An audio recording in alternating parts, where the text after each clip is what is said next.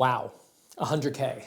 Before we talk, I have this thing, the 100K plaque. You're supposed to do this, right? You're supposed to show you opening it. So let's do that. All right, let's just make sure my feet aren't in the shot so that the perverts can't get a good look. Okay, good. Slice here. Wow, it's so black and made out of foam. Wow, a personalized letter by the CEO of YouTube, Neil Mohan. Thanks, Neil. And there it is. There is the award. Look at that. Nice. There it is. Nice quality. Feels good. Shiny thing. So yes, we've got our plaque. I want to say thanks to everybody for subscribing and for watching and for giving me really any of your time while you draw. I really appreciate it. Now let's stop patting ourselves on the back, put this thing away, and get to talking. I have a couple notes here of stuff that's been on my mind lately, and I thought that I would just kind of muse on them for a little bit, and then I was going to answer a bunch of questions that people sent me through my community page here on YouTube. So what do I have here first? I've got minimum viable content. I've been thinking a lot, as I always have, about how social media is over-conditioning artists these days, at least in my opinion. It seems to be, even if someone thinks they're pushing back on it, it is determining a huge amount of the artistic practice for most artists at this point, I think, in my estimations. I am as guilty of this as anybody, probably more guilty. I'm on a YouTube video right now where I am saying, hey, I hit 100K subs. You don't get there without being heavily conditioned by social media. So it has good and bad aspects, but the thing that really worries me is really just the effect that it's having, the conditioning itself, the fact that artists these days are not really considering what their practice might look like if it wasn't conditioned by social media and likes and what gets reach and what can easily be shared and what's popular. Let's say that the spectrum of what you could do with your art practice is infinite, but without even thinking about it, most people start with a field of possibilities this big. And so much of that narrowing, I believe, is occurring because of social media, because people are looking at art through social media. They are assuming that that's where art is supposed to go and that art should make sense in a social media context when it doesn't have to. And you can really do any kind of thing. So that's worrying enough. But minimum viable content is the way that I'm thinking lately of a second order effect to that, which is that social media, not all of them, but a lot of them, drive people to produce this kind of content that is like just good enough over and over and over again. Now, I'm not saying that everything needs to be your absolute best, right? For example, me here, this content that I'm making right now, I don't put everything into my YouTube videos. I hate to break it to you, right? But I don't put tons of effort into them. They're pretty simple. The editing is minimal. I don't do anything flashy. And that's a conscious choice because I've got this other aspect of my life, my art, that I hope takes precedence, right? And I need to save energy for that. So I need to keep things on the content side, the YouTube side, a little bit more simple to help me save time for the art. But when it comes to the art, I do try to give it my all as much as possible, as often as possible. I fail at that often, but I try to never get into the routine of sort of just being complacent with doing stuff that is mediocre. And I don't mean in comparison with others, right? It's always guaranteed that if you compare to others, you're going to come up mediocre in comparison to somebody. I mean that for me, I always want to be doing stuff that I think is just ever so slightly working towards pushing myself, towards making myself get better. In certain realms, I'm iterating a ritual that I hope when I'm 80 years old will result in a sort of sublime, ultra refined achievement in that particular realm. So maybe it's very, very far away, and maybe the iterations now, at my current age, I'm 33, maybe the differences between each iteration are minimal, but I just have a deep-seated faith that if I keep pushing, keep pushing, keep doing it, keep doing it, keep doing it, across all of the intervening years, I could wind up in pretty refined territory. So I'm always trying to make good stuff on the art side. It may not look like that to you guys from the outside. It doesn't have to, right? But it's something that has always mattered to me and that I need to check in with myself about often, right? So I phone it in on the videos, but I try to do a good job with the art as often as possible, as much as possible. That doesn't mean I put crazy pressure on myself, right? That I think those things are separate. You know, I always try to make sure that I make my goals for, am I happy drawing this? Am I peaceful drawing this? I make those goals equal to the goals of how virtuosic or effortless the drawing might look. And that balance is very important to me. But social media doesn't want you to do that. Why? Because shit takes a long time. Most stuff takes a real long time to do. Social media wants you to go fast, wants you to have a lot of things to post, and to sort of consider everything a little disposable, right? You've got to be able to fling it out there and not be too attached to it and not worry too much about what people are going to say about it or if people don't give it a lot of likes and all of this. You don't have to be that way about your art, right? But you are incentivized to be that way about your art for most people. If you're shrewd about it, it doesn't have to be that way. You know, I think of someone like Miles Johnston, right? When I look at him, I'm like, here's someone who did social media right? He seems to be extremely patient with his work.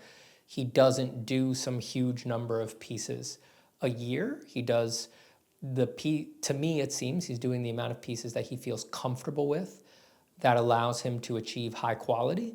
And because he hits high quality consistently, people care about his work, and he can reliably predict that when he shares a new piece, it's going to get some traction and be successful. But he has a good system of going back through his archives and reposting old great pieces, finding reasons to repost them, reshare them. When he reshares them, he provides new insights about them. Maybe you have to read in between the lines to find that, but in my opinion, as a fan of his, it is there. You know, he's always trying to add another layer or think about how his relationship to the piece has changed in the intervening time. There's a lot of good things I could say about how he does social media, but there's the rare person that I think does it in a good way. But, you know, not everybody's going to do that, right? That's not going to be the vibe that everybody wants. And like I said, to do that, you've got to be very intentional about it. It takes wisdom to do that. And that is not, that high wisdom, intentional stance is not what the social medias are typically incentivizing. What they incentivize is minimum viable content, this sort of mediocre, middle of the road, do the same thing over and over again that your audience is familiar with, kind of product that you can ship regularly. And if you're smart, you ship it regularly at a pace that you can survive, you know, that you won't burn yourself out. But if you're not smart, then you're shipping mediocre product at a damaging pace that will eventually burn out your body and your mind. So I just want to put it out there again. This is not the first time that I've discussed any of this, but I want to put it out there again for anyone who's new. Pay close attention to how the platforms that you're using are conditioning you. You know, think it through, and uh, don't adopt the burdens that they are putting on you without vetting it, without scrutinizing it, without asking yourself if you really want that. Break it down for yourself and only do the parts that you feel comfortable with. That may mean that growth is slower, right? But not everybody's interested in growth to begin with. But if you are, you might have to accept that some of the things that will be good for your heart, your soul, and your mind will mean that growth on a damn social media platform is going to be slower. I found that was the case for me, right? I may be misinterpreting it, but in my opinion, there's many things that I know I could have done that would have made my channel grow much faster. I could be doing them right now, and every day I choose not to do them, right? And I might change my mind about them later, but at every juncture in the past, it was always because I could see that it would make me happy while it worked, or just for the initial rush of doing it once or twice, but then in the long run, it wouldn't be sustainable. If I entered another phase of my life, or if my mood changed, I would look back on those things and certainly regret doing them. And I just never wanted to go down those roads. So I would advise you, if you're out there in the social media world, to keep it sustainable. Don't burn yourself out. Don't do things that don't accept the conditioning factors of the platform that you're on without thinking about it first. It's very dangerous to get involved with making minimum viable content, even for a little while, because it does condition a comfort with making that kind of work, with making mediocre work. And if you bring in the other things that I mentioned, like feeling like the work is disposable or that it doesn't mean that much to you, the more you do that, the more habituated you become to it. And especially with something like feeling like the work is detached from you, like it doesn't, you're not emotionally invested in your own work, that quickly becomes a defense mechanism almost. That isn't like people like to sort of present it like it's a gritty, cool thing. Like, yeah, my work's whatever. Like, I don't care. It's got nothing to do with me. Or, yeah, you can critique it and I can take critique because, I'm not really attached to my work in that way. And it's like, all right, that's useful in, professional context. But in the broader sense, that's not good. That is not good. And if you get used to that, what you will find is that when you inevitably get tired of not giving a shit about your work, you will find that you never built the habit of being comfortable working on something that you're deeply emotionally connected to. And that is a very difficult thing to fix once you find yourself in that position. Very, very hard. And it would be better, of course, to have never found yourself in that position at all. So for everybody out there,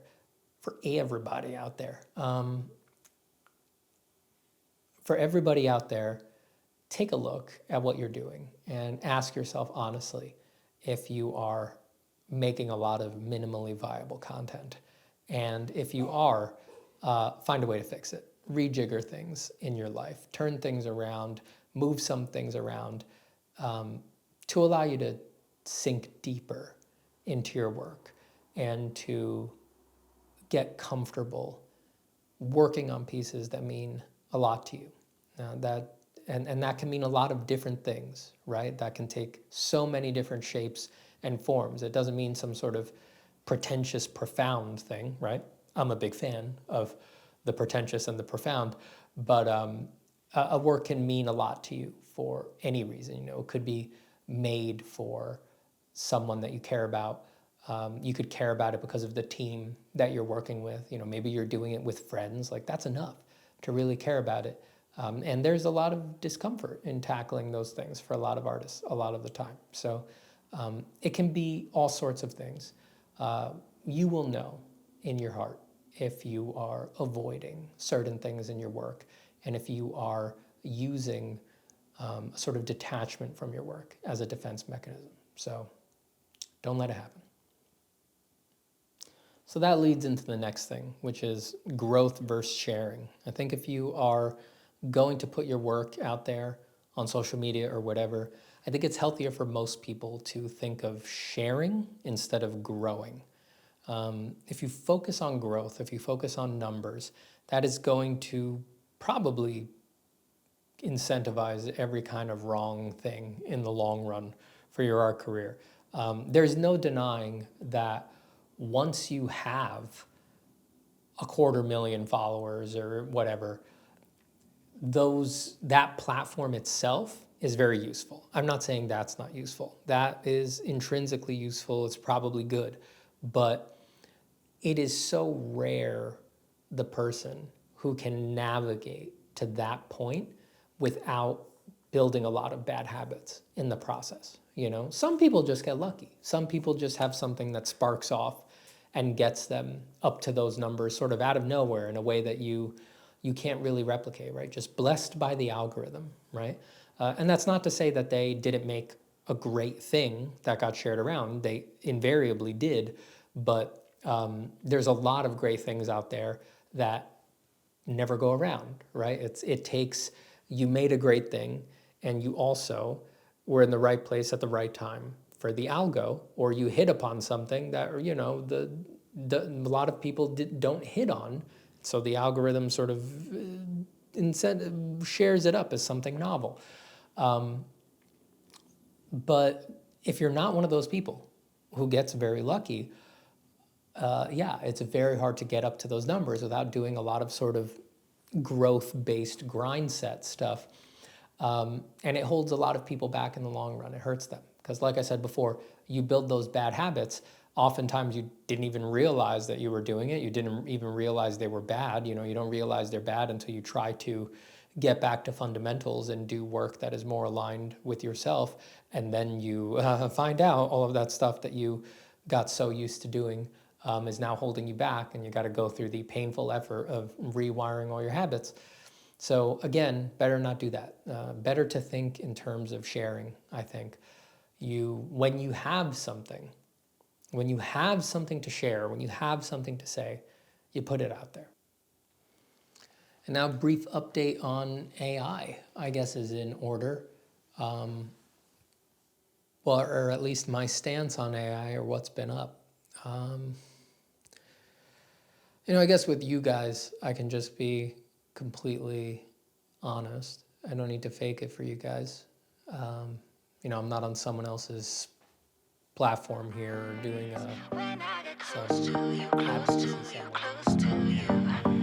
You said hello and I lost my control in just one tiny second.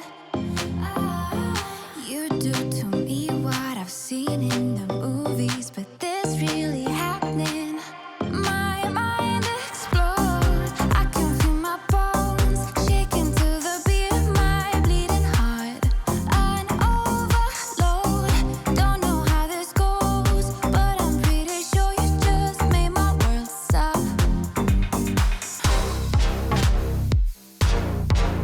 Close to you, close to you.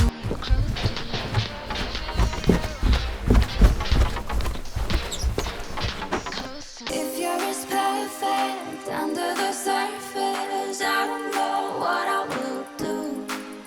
'Cause I can't believe my eyes when I get close to you, close to you. I feel like there's a real chance this could work out. And that's super exciting. I wish it would happen faster, you know?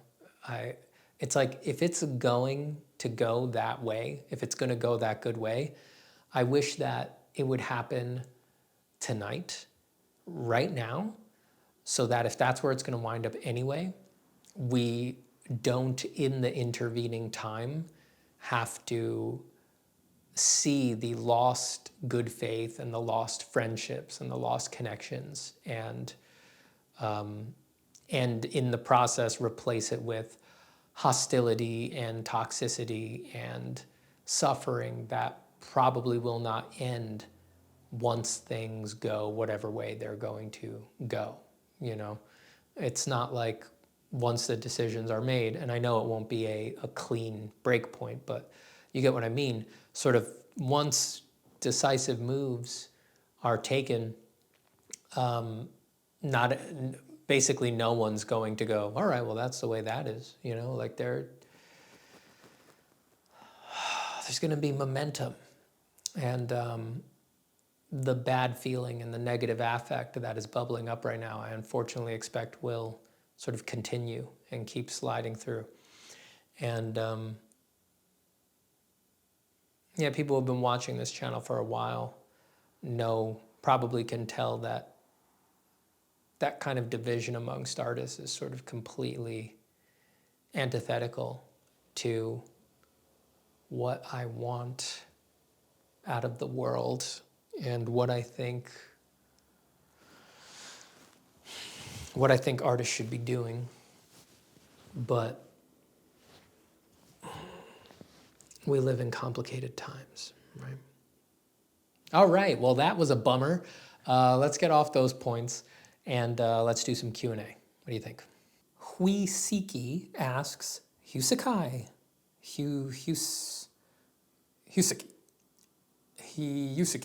Hey, Steven, congrats on 100K. With how much it takes to build a strong foundation with our fundamentals, and with how much practice and application it takes to get to an expert level in art, what was the point where you felt comfortable and confident in calling yourself an artist? Was it the completion of a particular piece or learning a certain skill? Thank you and congratulations again. Thanks for the question, Husiki. You know, I always felt comfortable calling myself an artist. I don't know if that was because I'd been doing it a long time. You know, I've basically been doing art since I was a little kid. I certainly have not been doing it well since I was a little kid, but it was always with me. So maybe that made it a little easier for me to think of myself as an artist. But I've never been much for labels anyway. And I don't think the label of artist is a useful one. Like, what does it really mean? What could mean you've finally made it as an artist? Anything that you could say would be subjective. It would be sort of the fulfillment of a subjective criteria that you have for what you think makes you an artist. So, for example, some people might think you're not really an artist unless you make your living off of your art, which I don't agree with that, and I think a lot of people don't agree with that, but I think that a lot of people can also see how others would think that that's what it takes. But it's just kind of silly, right? It's like you could be living the life of an artist every day, thinking about art all the time, and be making art on a very sophisticated and advanced level. You're just not making enough money off of it to support yourself. And that also asks different questions in different places, right? You need more money to live in certain places than others. What if you're financially independent? What if you were born wealthy or you've made a series of great investments? Then obviously you don't need to make your living off of your art. So would that mean that it's impossible for you to be an artist because, you know, it can't constitute your living? So it all starts to fall apart the more that you think about it. And I think that the more that you look into any possible criteria for what it takes to be an artist, like how often you do it, when's the last time you drew, how much do people like your work, how many followers, how many subscribers, have you ever been in a show, have you ever gotten a job, anything like that, it all starts to fall apart, just like the example I gave, the more and more you scrutinize it. So I think that if you feel compelled at all to take on the title of artist, the mantle of artist, that's enough. I think that's all it really takes. I think you just are. Your desire, your interest in it is enough, right? You probably should have ever done one piece of art ever. That would be nice, but beyond that, I don't really think there's any criteria. Like, if you've been an artist, I don't think that you could stop being an artist. Even if you swore off the pencils and paints and you never did another piece until you died, and let's say that your death was 80 years out, I think you kind of were still an artist, you know, even if you only did it for a brief period. Yeah. I don't know, at one point I became conscious of this viewpoint, that there was no real criteria, but I'm pretty sure that I felt like an artist even before I could put it into words like this. It's just, you want it, you got it. Okay, Autumn Rose 9922 says, I've experienced the feeling of not liking my art while everyone else around me does like it and compliments me on it. It's nice, but it doesn't help me from feeling inadequate. I'm sure that this feeling applies to some popular artists as well, popular online artists as well. Have you ever been through that, Stephen? And what have you learned from it? Thanks for the good question, Autumn Rose. Unfortunately, I think to some extent, that's just the curse of being an artist. I mean, a lot of us find it difficult to like our pieces, right? We're not the viewer. We know too much about our pieces. We know the shortcuts that we took. We know the roads that we didn't travel. We know the possibilities that we closed off. We know all of the hours that we rushed it to get it done. We know the subtle incentives and influences that were making us make that piece. And all of that adds up. You know, you can't help but project that knowledge onto the piece, right? Our mental framework around something really does truly, actually, literally influence the way that we perceive it visually. And art is no different. You know, it creates a barrier between us and most of our pieces. Not all of them. Every now and then you get a piece that I feel like you can see it with the sort of the unknowing eyes of the viewer, right? And that's very lucky when that happens. And I don't know how to force that. I don't know how to make that reliable, but I've definitely got a few pieces where my relationship to them is like, I made that? The hell is that? Like, it feels like it came from somewhere else. And because there's that distance, I feel like I can see them the way that a viewer can. And it looks pretty cool. You know, it definitely does a service to the drawings, I think, for that to be the case. But in most cases, yeah, you're gonna know too much. And I don't really think that's a bad thing. You know, I don't think that's an awful thing. If you liked everything exactly the way a viewer does, you might not want to push, right? The distance between what we can create and our taste that distance is permanent, right? Taste is insubstantial, has no mechanical criteria. It will always be ahead of what is possible for us to execute. And that's good. That creates this tension that pulls us towards improvement. So I don't think you'd actually want that to be gone. I think that it's a good thing. That doesn't mean that it doesn't cause pain, right? It creates pain every now and then. For some of us, there might be long periods of our art practice that are defined by that pain. But in the end, I think it's a good thing on balance. Now, as to what others are saying about the work, you know, they compliment you on it. It's good work, they say, but that doesn't help you from feeling inadequate. I don't mean for this to sound dismissive, but you shouldn't care about what other people say about your work. Not in an ultimate sense. In a particular relationship, you should care, right? So in a student-teacher relationship, you should care. And I'll even make it more strict than that. In a student-teacher relationship you chose, I think that you should care, right? That's not all of them. Sometimes let's say you're going to an art college, you need to take a class, but you don't get to choose your instructor, right? I think in that case, it actually does kind of make perfect sense to not necessarily care what your teacher thinks. You didn't pick them, and art is a very strange thing. Now, that may hurt your grades, right? You've got to do some caring on balance to help your grades. But in an ultimate sense, I don't think there's anything that requires you to care what that teacher thinks. I say that as someone who has taught art in a college setting, right? And still, I stand by that statement. Art is extremely personal. It can go in any damn direction. And you need to be very careful about what influences you let into the practice. So outside of very particular relationships, like student-teacher, or if you have family members or close friends whose opinions you want about the art, outside of those contexts, I just don't think it's a good idea to give a damn what people think about your work. There's way more ways for that to go wrong than there is for that to go right. And certainly, if you're trying to make a career off of people thinking good things about your work, then there's really not much benefit to caring what they say, right? The proof that's in that particular pudding is dollar bills. Are they willing to pay you for it? They can say whatever nice thing they like just about anywhere, but until some money is on the table, it doesn't add up to much. So even there, I think that you are safe to basically ignore what people think and wait for the checks in the mail.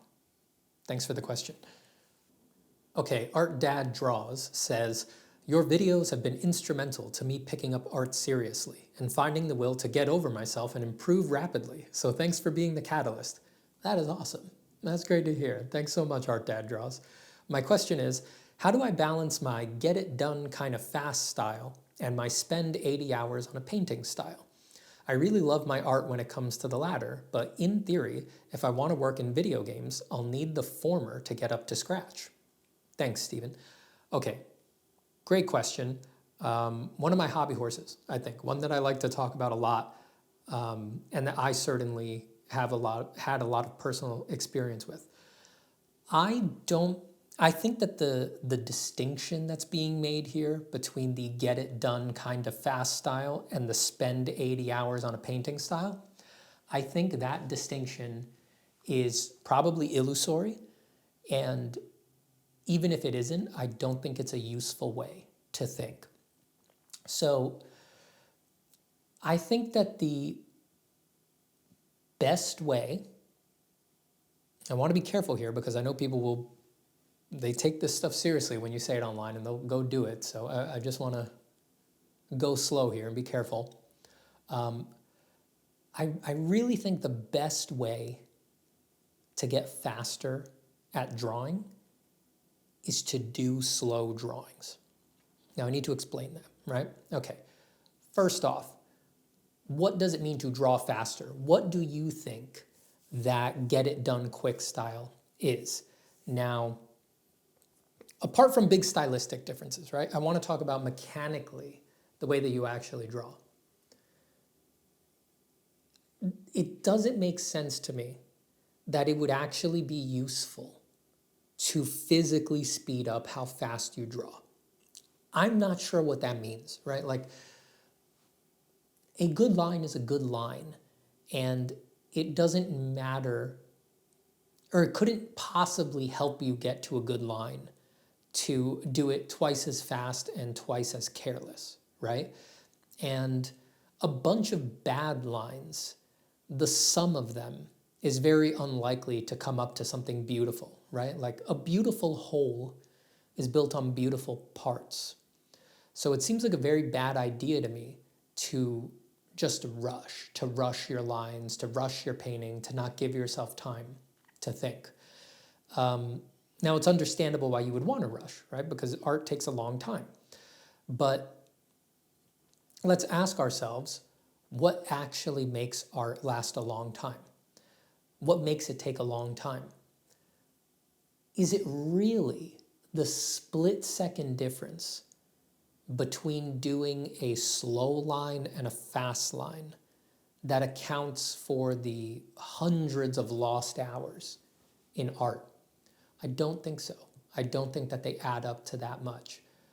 I think that what makes art take a very long time is our sense of uncertainty, is not knowing where we are going in the process of a piece and not being quite sure what we want the piece to look like at the end. If you have great clarity, both on the end goal and on what the process is going to be on the piece, I think that is what makes something go fast. That makes even pieces that are highly rendered and that have a lot of details, makes them go very, very quickly. They can shoot by.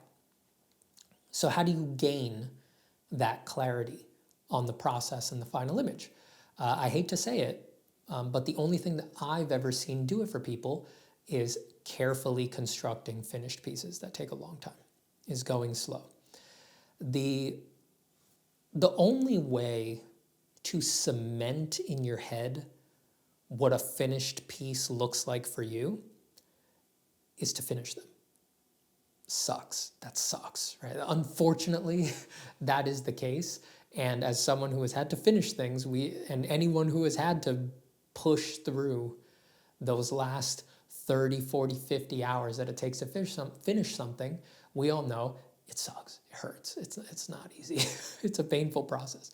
But it's got to be that way.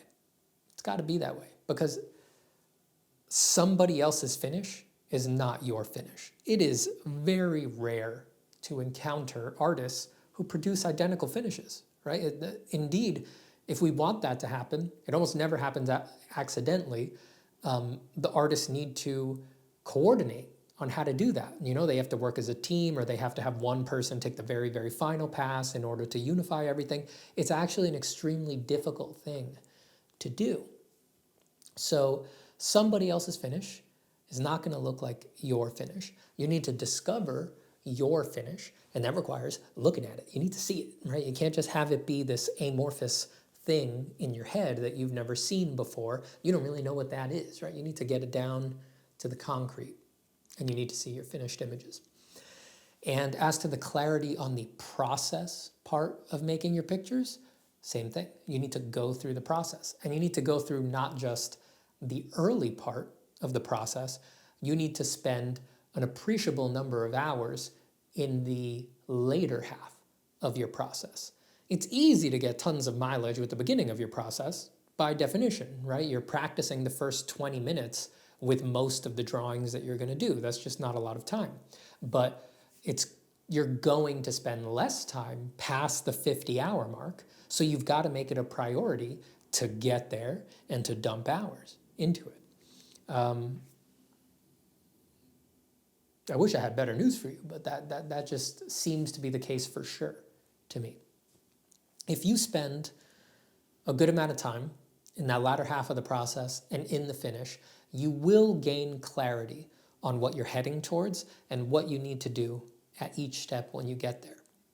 You spend enough time doing that, and you will be surprised how fast you can be. And you will not need to accelerate your lines. You will not need to, in an affected, self-conscious kind of way, play this game where you think you're drawing faster just because you're moving your arm more nervously. It's like, yeah, you're drawing faster right now, but you're making bad decisions that are probably going to make the process take longer in the long run by the time you get to the end, because you're going to need to fix all of these bad calls. But honestly, you'd be lucky if that was the case. The truth is that the bad calls are going to mount. It's going to make a crappy piece in the middle, and you're going to get so discouraged by it that you're never going to finish. That's what happens most of the time. So it is very, very rarely a good idea to just plow through if you find yourself nervously slashing lines across the page, right? It's difficult to prevent that when you're nervous about something like a deadline, but trust me, I've done a lot of it, most of it on deadline, and it's never worth it. It's never worth it. I always regretted it in the tail end of the process.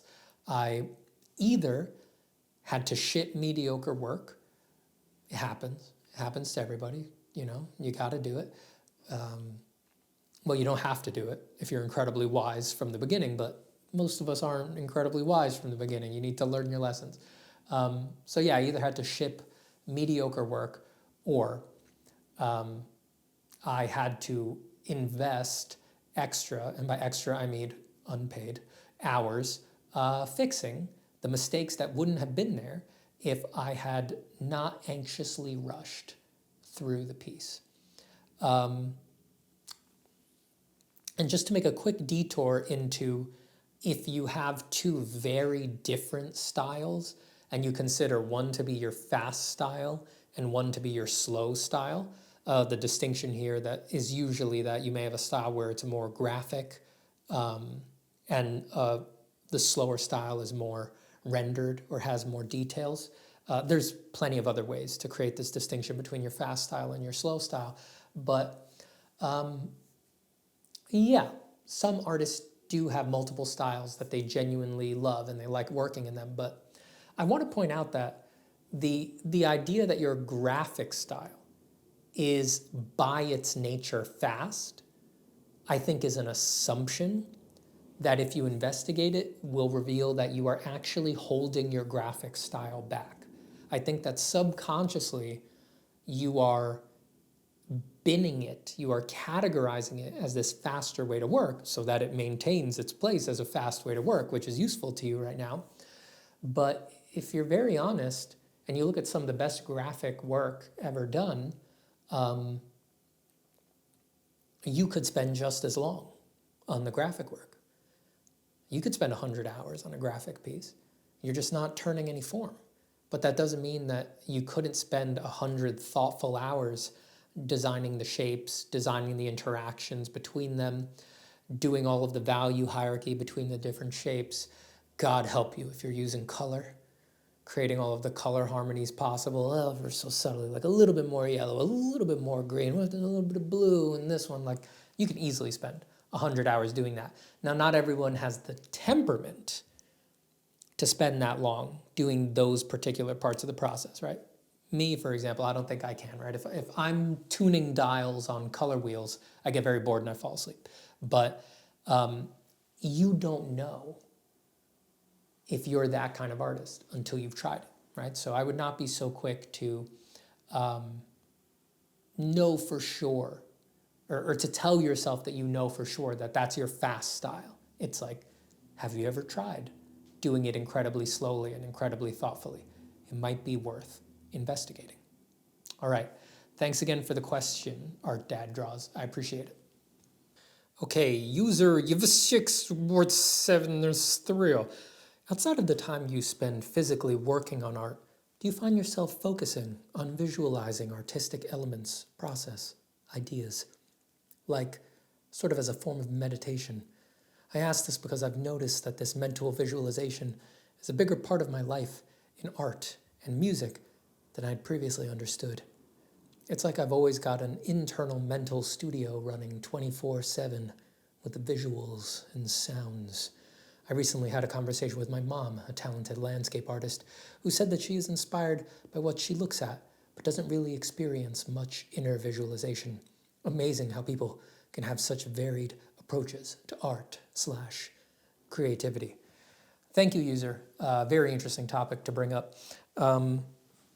I feel like I'm maybe a little unusual in this regard in that I do do a lot of visualizing. I visualize basically constantly. My internal phenomenology is basically a movie that I'm watching in my head.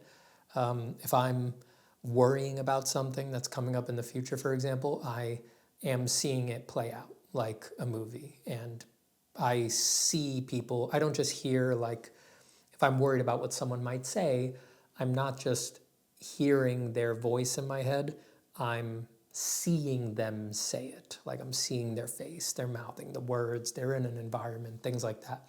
It's not always perfectly cohesive, but my internal landscape is sort of always like flexing and shrinking down and expanding into these more deconstructed or more clear and vivid movie-like scenarios.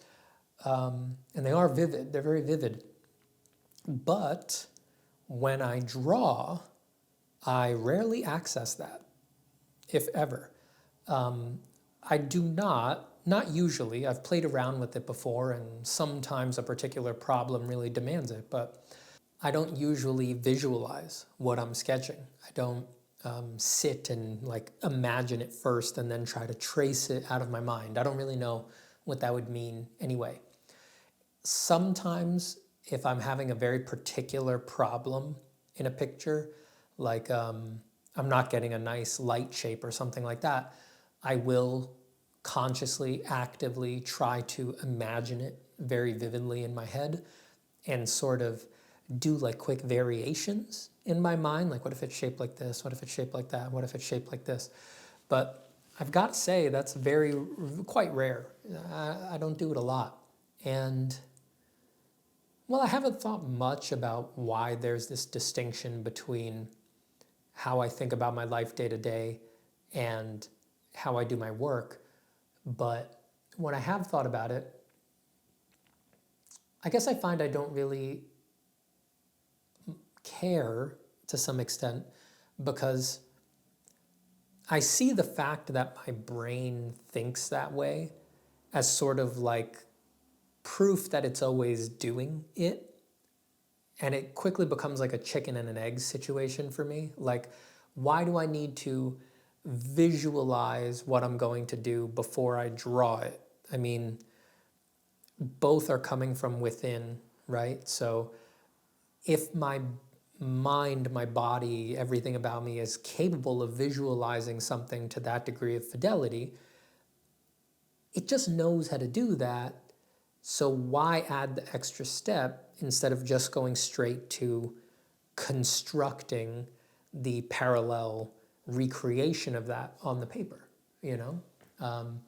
It's not like, you know, I don't have access to what the heck is going on in that vast unconscious realm that's underneath my conscious thought, but it clearly has a firm grasp on this visualization thing, on this sort of knowing what it wants the ideas to look like thing. You know, we're really far out right now. I have no idea how to describe this particular set of mental phenomenon, but yeah, to me it just makes sense that I don't need to do it first. My brain knows what it's looking for, and I can just jump right to doing it on the page. You can't trace your mental images anyway, so there would have to be some translation process going on anyway.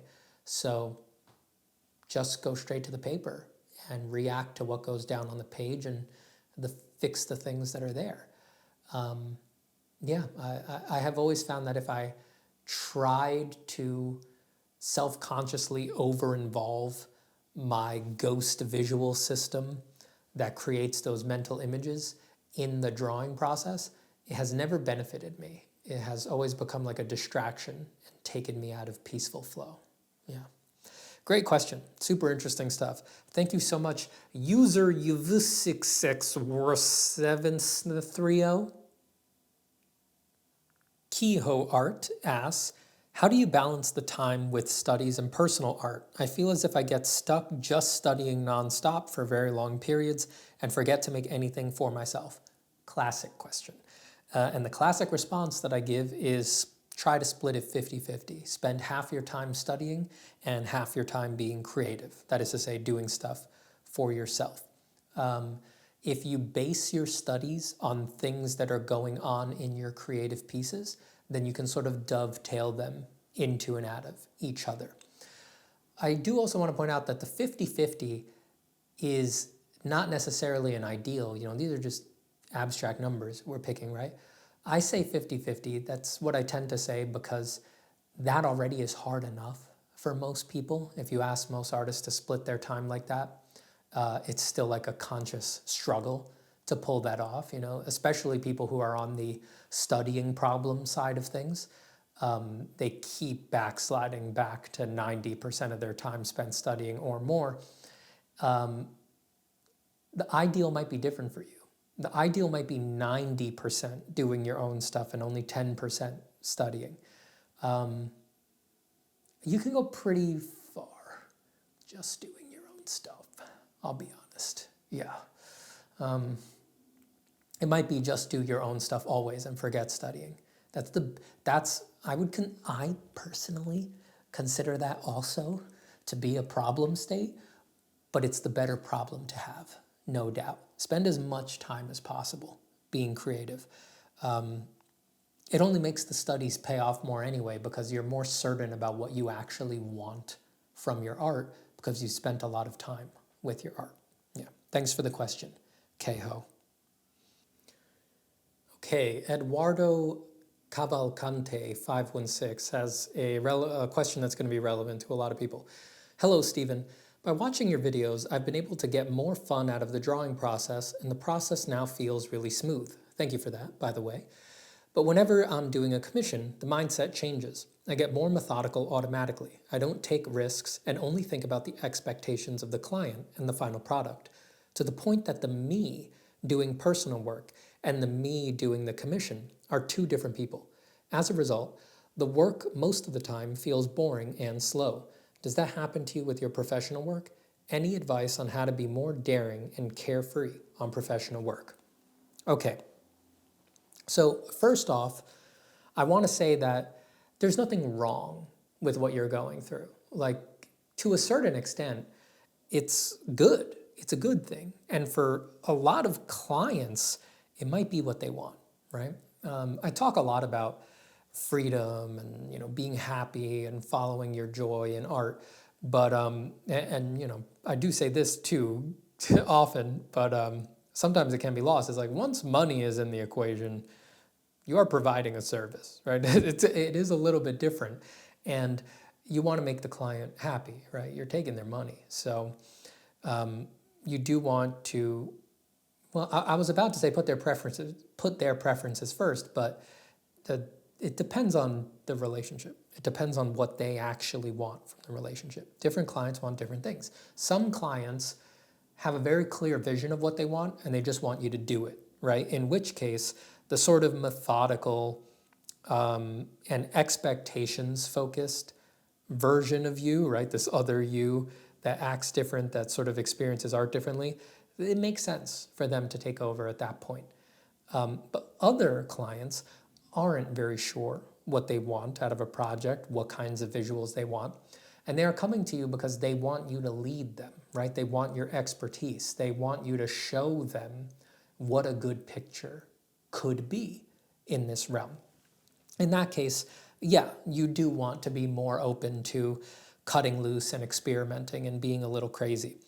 But for both, there's something that helped me with getting more in touch with my exploratory, free-flowing side of my art practice, even in the midst of work that either was very specifically dictated or was really high in repetition. Like, I had a huge volume to do and they were all pretty similar. And what I did is I would put it on my to-do list when I would get into a slump to spend a whole hour just thinking about what I could do to find a personal bit of enjoyment in this piece that needed to be done. Half hour to an hour. And I would usually take that time in the form of a walk. So I would leave the piece, I would leave the computer, and I would go out and walk around my neighborhood, and I would just actively think, what could I do to spice this up?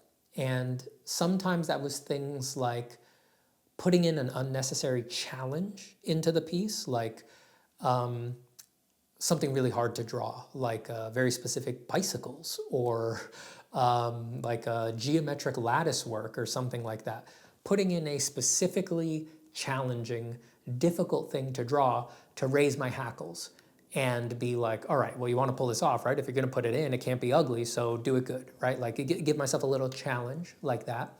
Or I would put in jokes, right? So there was a period where I was doing a lot of drawings of restaurants, right? I was doing, they were pretty far out. I can't give many details, but it was basically like concept sketches, these architectural visualizations of what these very high concept restaurants could look like. And, to sell it, the restaurant needed to look packed and fun. So there needed to be people at all these tables, and there was a lot of tables, right? And this was before it was very easy to get good people into a scene. This was pre-Blender and all of that, and just buying 3D scan people and dropping them in and all this. So I had to just sit and sketch them. And there was a lot of these pieces to be done. And it really started to be a grind. Even once I had like pocket people that I could sort of copy paste in, because they were never quite right. I had to go in and fix the layers and fix the damn mask and move that person's arm, fix their fingers. You'd get really specific notes back like, all right, well, I don't know if you noticed this, Stephen, but she's holding a glass of red wine by the stem. Stephen, it's red wine. She's supposed to be holding it by the bowl to keep it warm. Oh, and this other lady is holding a glass of white wine by the bowl. White wine is supposed to be chilled. You're supposed to be holding it by the stem. So really specific notes at all the people's at these tables. I had to do a lot of them. So yeah, it got to be a bit of a grind after a while. So I did this process, and what I came up with was I was going to sneak into every picture an awkward first date. And putting that joke in every picture got my energy up. Suddenly I was involved. I was awake for it. I wanted to do the pictures. And I really tried to push the line of how subtly could I make what was going on at one of these tables subtly uncomfortable and awkward, and make it clear it was a date, but right on the line where no one could ever call it, where the client could never say there seems to be something weird going on at this table or anything like that. So yeah, I did really just stupid subtle things, like I would have the girl texting under her phone or something like that to make it clear that she was like texting underneath the table, and I'd zoom in on the phone and I'd write, "Call me so I can leave," or something like that. Like the implication being that she hates the date. She wants her friend to give her the escape signal. She'll go to the bathroom, come back, and be like, "Oh, I actually have to go." I did all sorts of stuff like that. Something like that. Hopefully you can tell from my example. My example is stupid. I know it's stupid, right? But it worked for me.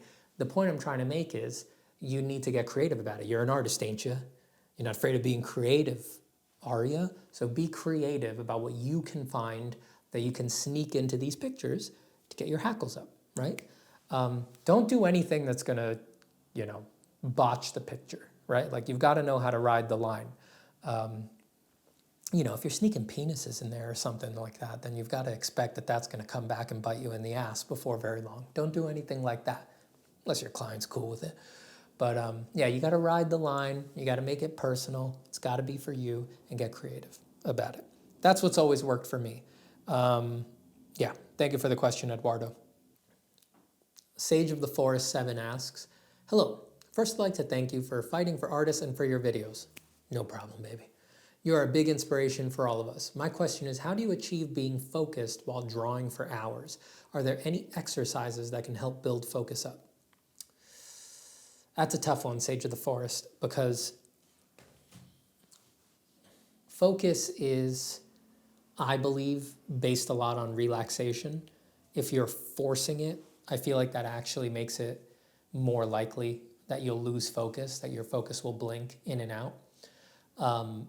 The more relaxed you are, relaxed isn't even almost the right word, because when we say relaxed, it tends to imply something very neutral, right? But when I say relaxed, I mean really relaxed. The kind of relaxation that is very positive, the kind of relaxation that has a warm, gooey valence to it. That kind of relaxation is so positive, and life is so difficult for most people that it stands out in your day-to-day. It'll help you keep coming back to art. If you're truly relaxed, if you're not neutral relaxed, if you're, ooh, that's nice. If you're that, you're going to want to stay at the drawing board for a long time. I think that focus will naturally occur if you can find that state of relaxation. But easier said than done, right? The best tip I can give you there is that for most people, it involves editing your life a little bit. You need to involve everything else in the practice. If you're having trouble focusing, you are probably building a habit of not focusing in other parts of your day, it's trite to say at this point, but our culture right now is just constantly trying to dilute your attention. I mean, all of us are pretending we're multitasking, right? For the most part, we're all lying to ourselves. All of us insist, I can listen to this audiobook, listen to this podcast while I do all these other things. And, it's not a big deal for me to interrupt my drawing session every 40 seconds or so by flicking my eyes up to my email or flicking my eyes over to my phone. Like, we're all just insisting there's no way that has an effect, right? I'm not saying a big effect, but any effect at all. If you sort of get out of your own way there, I think we can be open to saying, yeah, maybe it does have an effect. Maybe that does add up throughout the days, weeks, months, years. And it can build a habit of just never quite being in it. It can build a habit of being like, all right, I'm in it for the next 20 seconds, and then it's kind of okay for me to get pulled away. Now, within tolerances, it's not like no work is getting done out there, right? Like, work is getting done. So within tolerances, that stuff is okay. But when you get out of balance, when you really find you can't focus at all, I think you need to be willing to take a little detox, to change things around, to go back to basics, to remove a lot of the distractions. So everyone's distractions are going to be different, right? But involve the rest of your life. Start cleaning up. You do a little bit of distraction hygiene throughout the rest of your life. Spend more of your time with your phone on Do Not Disturb, or any of these other settings that limits the amount of calls or texts you can get. Probably nothing that bad is going to happen. You're going to be okay, right? You can set those focuses now on your phone so that, like, your kids can still get through, or your wife can still get through, but everything else gets filtered. I think it's a good idea to spend whole days with that setting on if you can at all bear it. Make some time to just be aware and focus. Meditation is what people typically think of it as. Do that for 20 or so minutes a day. You don't have to think of it as a permanent routine. It can be medicinal, right? Just remind yourself what it's like to do nothing and focus on the present, moment to moment, for 20 minutes, just 20 minutes. And then don't forget to note that when you get up from those 20 minutes, nothing horrible happened. The fact that you weren't nervously attending to every little thing in your life didn't allow your life to come apart at the seams. Nobody got hurt. But do that. I feel like just a few sessions of that can make you more inclined to sit peacefully. Work away from your computer. Turn your computer off if you have to sit in front of it. Keep the screens black.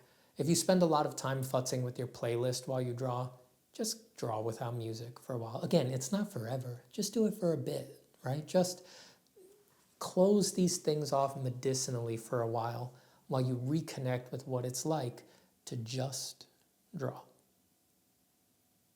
Just draw. Just do that. And nothing else. When was the last time you really did that? Probably a lot of your recent drawing sessions have been, I'm drawing, but if you actually look at it from a third-person perspective, it's I'm drawing and checking my emails. I'm drawing and listening to a podcast. I'm drawing and watching a YouTube video, right?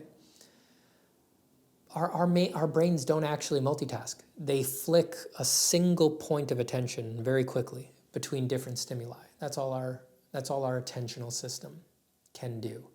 If you want to bear down on something for real, there is no option but to actually bear down on it, but to actually focus on it. So do it.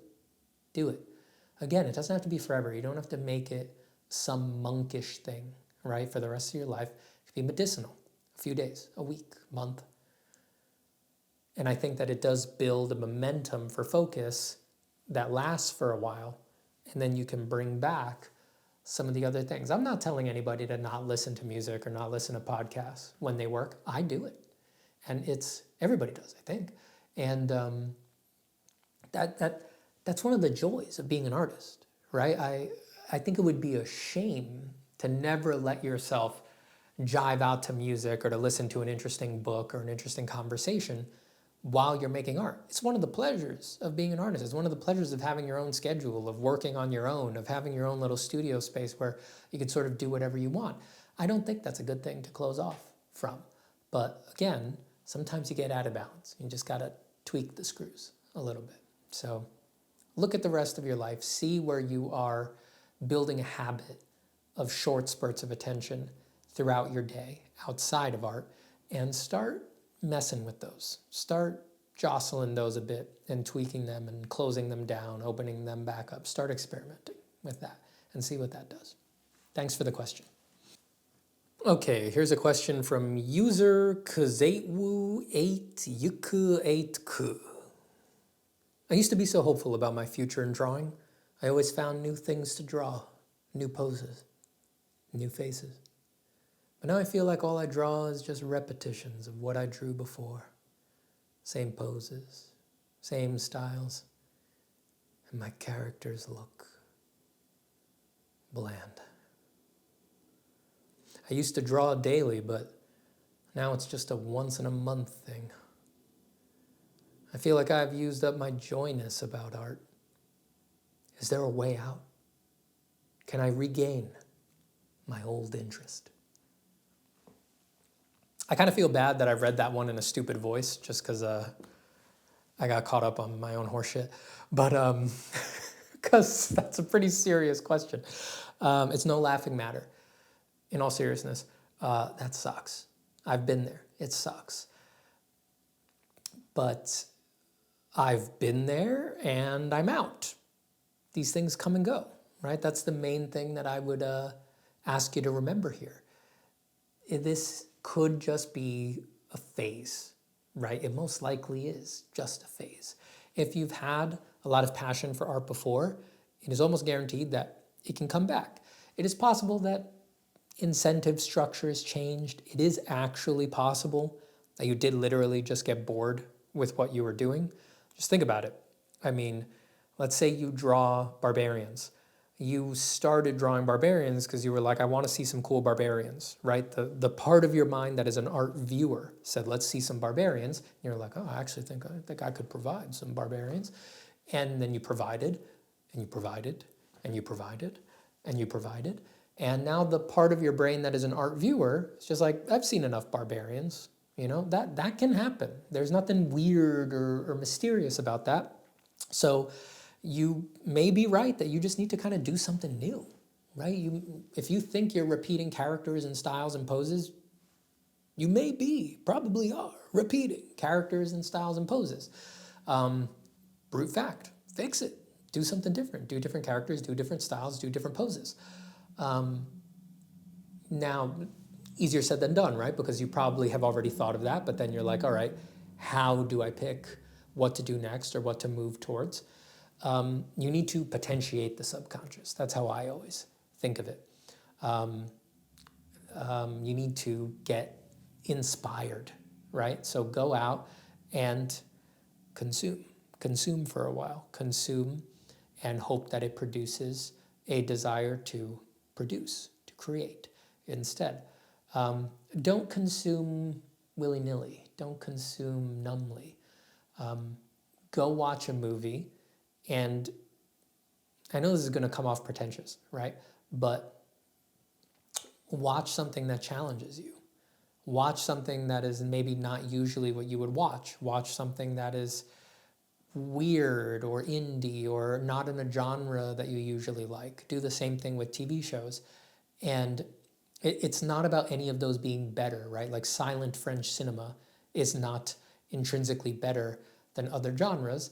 It's just that it's challenging and it's new. It's something to spur some cogs turning in your mind so that you think of something new. It doesn't mean you'll have anything directly influenced by French cinema, but you don't know where the connections are going to take you. Do the same thing with TV, do the same thing with music, do the same thing with books. And as you go through and consume, I would advise taking notes or having discussions with people about it. I'm very lucky that, I have my wife around all the time, and we tend to consume all of our media together, which not everybody likes doing that, but I really like doing it. And we talk about basically everything that we watch. We watch a movie and we spitball about it. We analyze TV shows. We laugh at what's good. We laugh at what's bad. We like picking things apart and figuring out how things work and talking about those things. And that inspires me so much. It's not always direct, but the connections that come from that really tend to give me ideas of a new thing that I can fold into the work, or a new thing that I can research, or something like that. If none of that works, sometimes you need to do art for a different reason. Sometimes that really helps people. So often you're already doing art for the reasons that are most comfortable for you. Things like your own eternal glory, a glistening legacy of incredible pieces that will forever cement your name and your identity as one of the absolute cornerstones of art history. The typical stuff, the main reasons that people do art. But when you're down on it, it can sometimes help to lash yourself to a different reason, like doing art for your friends or to help with a cause. Do it for I don't do this, but do it for a political reason or something like that. That lots of people have done art for that reason throughout history. Just remember that usually people will resist any of these ideas because almost invariably at the entrance to all of them, there is incredible discomfort, right? And that I want you to be aware that that is to be expected. That is not something to be surprised by, and it shouldn't keep you from doing the thing. Like I said, you are probably already doing art for the most comfortable reason. If you try to shift into a different reason, it's basically guaranteed then it's going to be less comfortable than the starting reason that you got into art. We're creatures who follow the path of least resistance. So for almost all of us in our current state, we are making art in the easiest way and for the easiest reasons. There's energy on the other side of the friction of doing it for another reason, of pulling something else in, some other factor, some other bit of accountability, the emotions of another person, right? Making art for love or friendship or, God help you, for politics. But it's worth playing with if you're in a slump, if you feel like you're losing the vigor, if you're losing the excitement.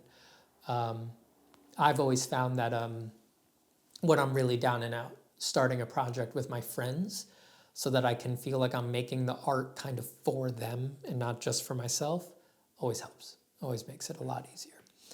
All right, I hope there's something that can help you in there. My dear user Kuzeu8yik8k, thank you. Baby, I need that juice. I need that sweet coconut juice. Got it free with my Thai food. Saman Kuchar says, what fan art will you do this year? You do one a year. Did I do one for this year?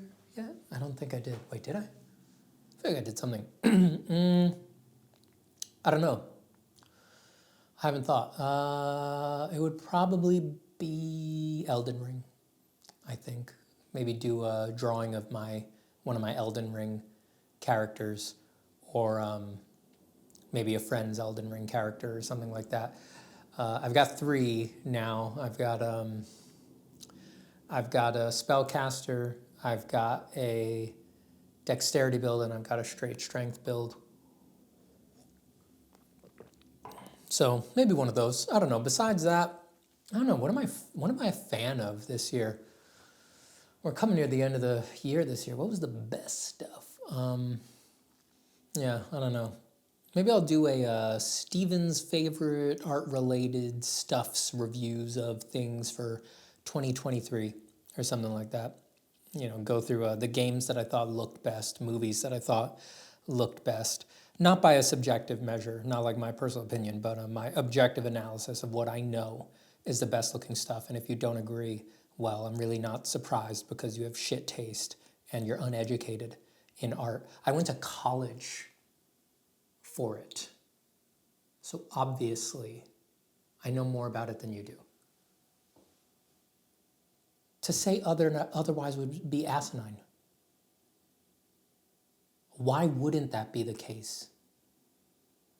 Saman. All right. Fuongle6670 says, how does one tackle their weird relationship with perfectionism? Mine prevents me from publishing any pieces because they will likely garner little attention, and I feel horrible about that. You are supposed to be bad.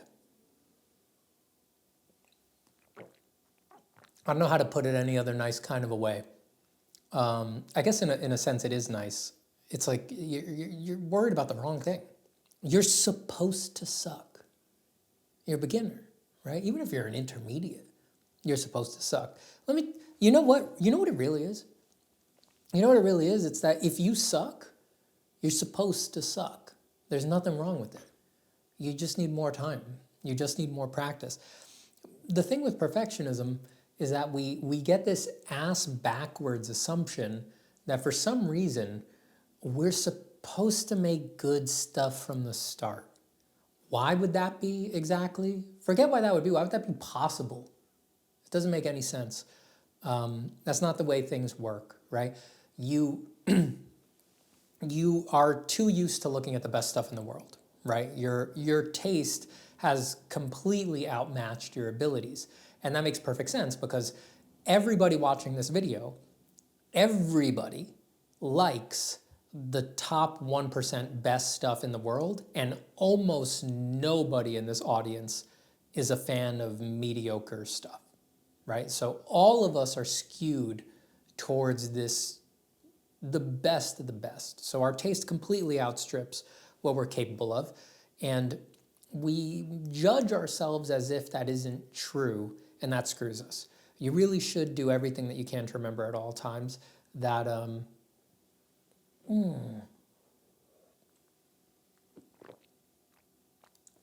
the juice. Oh, the sweet juice. We really should do everything that we can at all times to remember that we're beginners, and that we don't have 30, 40, 50 years of continuous practice and good training and have produced hundreds of finished pieces in our styles. Like, yeah, we're going to make some mediocre stuff. We're figuring things out. And just accept that, right? And if I can feel you through the camera, I can feel you resisting. I can feel you being like, all right, I'll just say, yeah, but totally not. No, fuck that. No, I know what it's like. Deep down, you're like, it's the best, or fuck it, baby. It's got to be the #1 thing in the world, or I'd rather be dead, right? That's how artists feel. I know that. That's like a weird inner demon thing that we all share. I don't know how to get through to you on this. I need you to take this super seriously. Giving in to that feeling will ruin your life and guarantee that you don't have a career. You need to defeat that feeling and take it seriously. You need to, on a deep level, accept, truly accept, that you are a beginner and that it's okay that you make bad work. You got to get it through your head. Perfectionism isn't real anyway. I mean, for you to be making perfectionistic evaluations of the work that you're producing, you would need to have an objective measure of perfection, and there's no way that you do. You've never seen it. You would have need to have done it, right, to really use it as a measure, but that's impossible, and you've certainly never seen it, right? To show me what's perfect. Show me what's perfect. Oh, this Claire Wendling drawing is perfect. It's like, yeah, I agree. It's the best stuff in the world. But if we asked Claire, what do you think Claire would say? Do you think Claire would say it's perfect? No, I don't think so. It's all subjective. There's no hard objective measures in this world. Perfectionism is an utter illusion. You have no idea what you're headed towards when you say that you're headed towards perfection.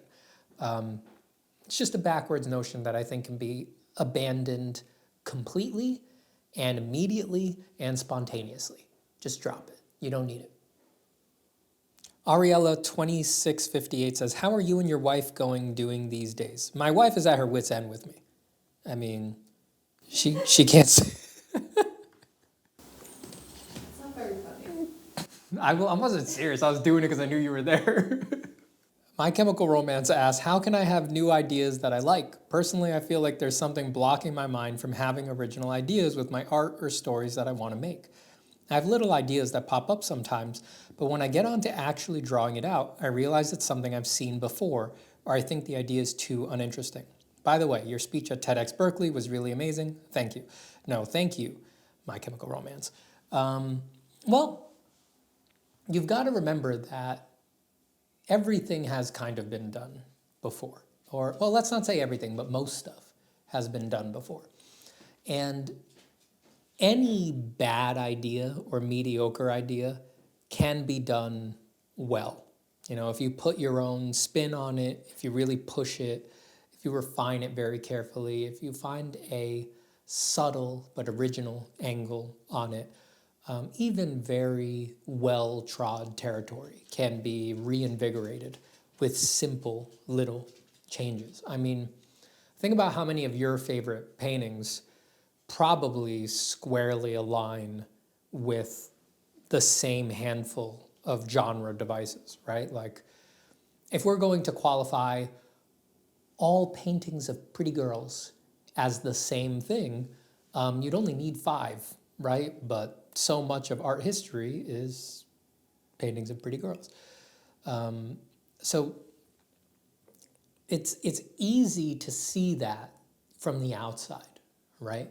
But when you're making the art, we tend to be hypercritical, and we think that we, for some reason, need to break the mold, right? And the reason for that is simple. You know, we are self-possessed little meatbags laboring under the illusion of some sort of ultimate selfhood. And in order to convince ourselves that this is true, we need to have self-aggrandizing visions of ourselves and our potential in order to create the necessary energy to hold up this illusion.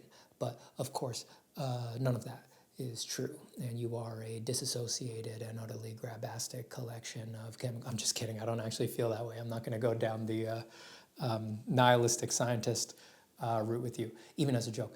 But yeah, we do tend to inflate ourselves, and to put it more succinctly, we are horrible at taking the advice that we would give our best friend, right? If your best friend was like, well, I can't waste my time doing pictures of you know, dragons because it's all been done before, right? But that brought them joy and they were interested in them. What would you tell your best friend? You wouldn't be like, yeah, you piece of shit. You're goddamn right. You shouldn't draw a dragon. What the hell are you wasting your time for? God, I'm upset that you even mentioned that. Don't come to me with that crap anymore. All right, you come to me and you've got a real original idea, right? Like, what about like a worm, right? But it's like it's eating sushi. You know, something like that. You know, when you got more stuff like that, come back. You wouldn't do that to your friend. You'd say, don't take it so hard, man. You know, if you kind of feel like drawing dragons, why don't you just do it? You know, you got time, and you know, you don't need to prove yourself to anybody. You know, if you want to draw a dragon, just draw a dragon. If that's what's coming out, go all the way on it. And I bet if you put a bunch of hours into it and you do the best dragon that you can, you're not going to regret doing the dragon, right? You're going to be happy that you did the dragon. That's what we would say to our best friends. The point that I want to make is that we believe it when we say it to our best friend, right? We really mean it. We're not being cynical when we say that to our best friend. But when it comes to ourselves, we refuse to give that advice and we refuse to take it, right? Until you cross the line into wisdom. Once you get to a place of handling your art practice with wisdom, you'll give yourself that advice and you'll take it. And then the difficult part is just keeping the presence of mind to follow that advice in the hour after hour that it takes to actually produce the pictures. But yeah, surely the solution to your problem here, I want to be very clear, My Chemical Romance, long ago, just like the hearse you die to get in again, we are so very far from you. And like the solution is not to seek perfectly original ideas. It is not to insist that you destroy every genre and have the most unexpected character every time that you work on something. Those are unrealistic expectations. The best, most cutting-edge creatives in the world, the best authors, the best painters, many of them work well within genre conventions.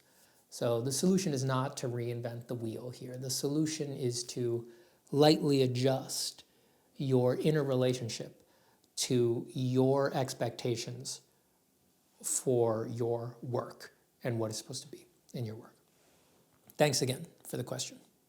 Pillow Feathers 2580 says, as someone who has done art for 9 years and spent 6 of those years doing rigorous self-study, the learning curve of art becomes obvious.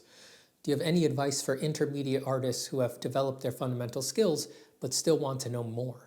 It seems books and videos can only take me so far. I'm scraping for knowledge and I know there's more. I want the Lovecraftian knowledge that twists the minds of the common artists. What can I do? You're asking the right questions, aren't you?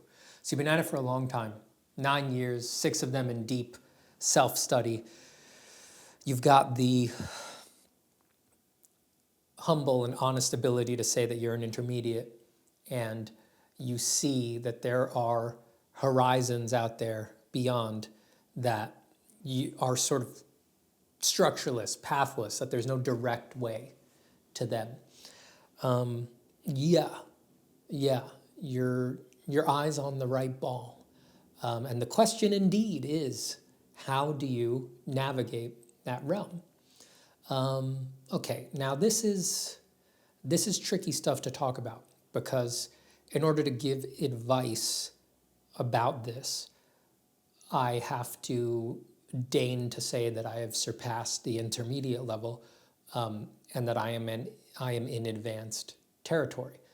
For the sake of helping a fellow artist, I will, as an act of service, laud myself as an advanced practitioner with mastery over a considerable part of the artistic skill sets, but only as an act of service, as your humble servant. So how did I break through? I remember the time. I remember the time where I felt I had a real grip on a lot of things, and that I was not confused about art, or at least the things that are normally talked about in art, the technicals, right? I was not confused about how values worked. I was not confused about how drawing worked. I was not confused about how color worked. I was not confused about how design worked. And probably most important of all of those, I was not confused about how to improve. I knew how to improve any of the technicals. You do them more, right? But I also knew how to problem solve them. I knew how to investigate unknown unknowns within any of the realms. I had good resources. I had people that I could ask for help. But it didn't make my work great. It didn't make my work great. My work was not, didn't pop off. It didn't have something special about it. When you hit that area, I think it's pretty clear to most people. And I went through a long period of frustration with that. And to get through it, well, there's 2 aspects that need to be attended to. One was a mental game of controlling my discipline, right? That needs to be handled. You need to, in the face of this adversity, be willing to persevere. And at this point, because the skills are under your belt, a lot of that is more focused on sustainability rather than grit, right? So instead of your concerns being about how many hours can you get under your belt, your concerns are more like, how many hours could I reasonably do every day for the next 40 years so that I can keep drawing without breaking my back, right? Literally breaking my back. So you got to do that. That needs to be squared away, right? You need to make the move into the sustainability mindset, right? So you've got to get sleep. You've got to work a good amount, but not be killing yourself. You got to eat right. You got to get some exercise. You know, you got to on board the rest of your identity that is not just the artist part, and bring everything into the fold. If you don't do that, nothing's going to work. You're going to be too unstable, you're going to be too tired, unhealthy, it's not going to work out. And then the other part, the second part, the more direct part of how you break through to the next level was I had to take ownership of what I actually wanted in art. That was not easy. That took years. A lot of that was putting the stylus down and writing instead of drawing. And what did I write about? I wrote out everything, a little bit of everything. I made it a regular practice to spill out into a document, into a notepad document on my computer, everything I could think of about art. The document that I'm thinking about was actually Everything I Think About Art was the name, I believe it was. And I would just regularly open up and just spew. And I would review what I had written, and I would look for repetitions. I would look for themes that seemed to reemerge or things that I particularly thought were important. And that's all kinds of things. It's meta things like, do you think design is more important, or do you think replicating life is more important? Things like this, working from imagination, working from reference, down to more specific things like what do I think makes a good line? What do I think makes a good value? You do that a lot, and you do start to clarify your opinions. And if you don't think you have opinions, you quickly disabuse yourself of that notion. You find out that you definitely do have opinions about what's good and bad in these various realms. And once I had that, then I took those refined opinions and I started applying them to my life. Now here I don't want to go too personal, but what this, to give a practical guide, what this amounted to was more writing, and I took the opinions that I had, things like for me, that I love form, right? That form is one of the main elements of art that I find more interesting than the others, right? For example, for me, form is more interesting than color, right? Which is it's the other way around for most artists. Most artists are very enamored by color, and I just temperamentally am not. So opinions like that, that I prefer form, I could have a hierarchy of the other elements of art from most interesting to least interesting, that I prefer working in black and white for reasons like that, that I prioritize working over imagination, over working from reference or from life. All of these opinions that I had gathered from my journaling, and I started to, in writing, continuing to journal and write out, put those next to life events. I know that sounds weird, but yeah, I put them next to everything in my life. And I made no assumptions. I just reacted. I just went from one to the other, let my heart and my intuition follow me there. And again, I would review what I wrote with the presumption that there was something there, that even if I couldn't say it yet, that my unconscious was already making meaning in this context. Now, mind you, it's not important to me whether or not that's true, and it wasn't at the time either. I don't need it to be real. I don't need it to be that my unconscious is actually making connections there. It's just a useful mental framework, and being the sociopath that I am, I can temporarily adopt mental frameworks with great ease and certainty and sort of believe them while it's useful, and use it to get me through a period. So what emerged from that, as I think you can already tell, was what felt like meaningful connections between my preferences in art and aspects of my life, personal aspects of my life. Joys, successes, dreams, ambitions, nightmares, great tragedies, heartbreaks, losses, everything, absolutely everything. Naturally, you need never share this writing, and you need never explain to others the connections that you found. But I know this must all sound very weird, but once the connections were made, I didn't need to do anything else. There was no other conscious thing that I needed to do. Once the connections were made, I naturally, with a sense of great gravity, was compelled to refine the things that I liked about art, that I did have a grasp on, but that were directionless. I was compelled to refine them. Oh man, I don't know how to put this. I was compelled to refine them such that they aligned or spoke to these personal things about me. And the result of that was the work that most of you know me for. Most of you know me for work that I've done from 2016 onward.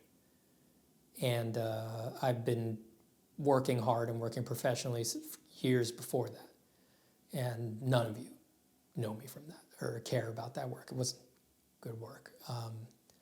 The work that you probably like from me is all, not just from that time, but from that philosophical position that was developed through that process, produced that work that most of you recognize me for. And after running the process, after making the connections, I didn't have to force anything to break through to that next level. Once the connections had been made and brought to the conscious level of my mind, the rest did itself. Yeah, the rest did itself. I know that all sounds very weird, but this is a territory that is intrinsically weird, I think. To push through any wall in art requires something weird, I think, but especially the advanced layer walls. Yeah, weird indeed. So I hope there's something in there that can help you. There's another method that I have seen work for other artists. I didn't do it, but you might want to try it yourself.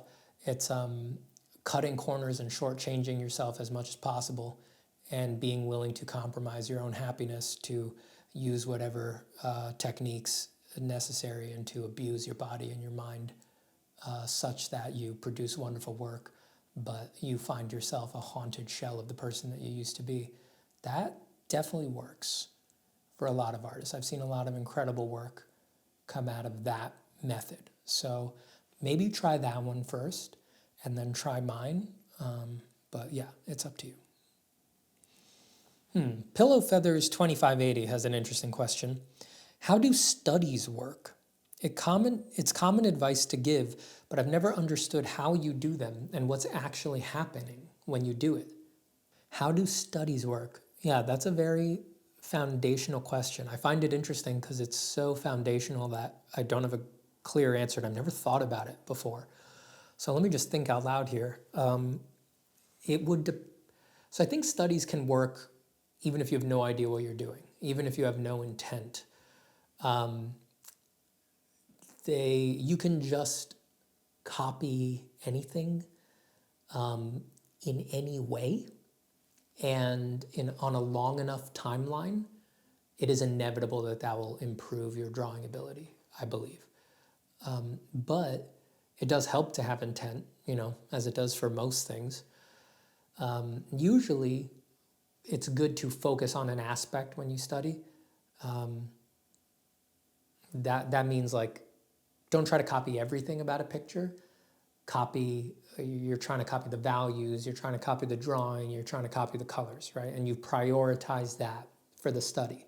What do I mean by prioritize? whatever aspect you pick, you're going to try to nail that, right? If you're trying to replicate the colors in something, to learn from those colors, that you're trying to get perfect, basically, within tolerances, within reasonable human bounds. You're trying to get that exactly the same as the thing you're copying, and you're going to allow yourself to kind of slide on the colors and values, for example. So it's good to prioritize a particular thing.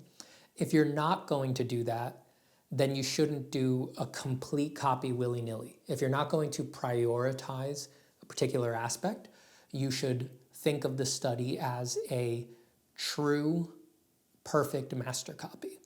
And you should try to make an exact replica of the piece. I think that's a useful practice for almost every artist. I don't think you need to do it a lot. I have done 3, and I'm not sure I ever succeeded.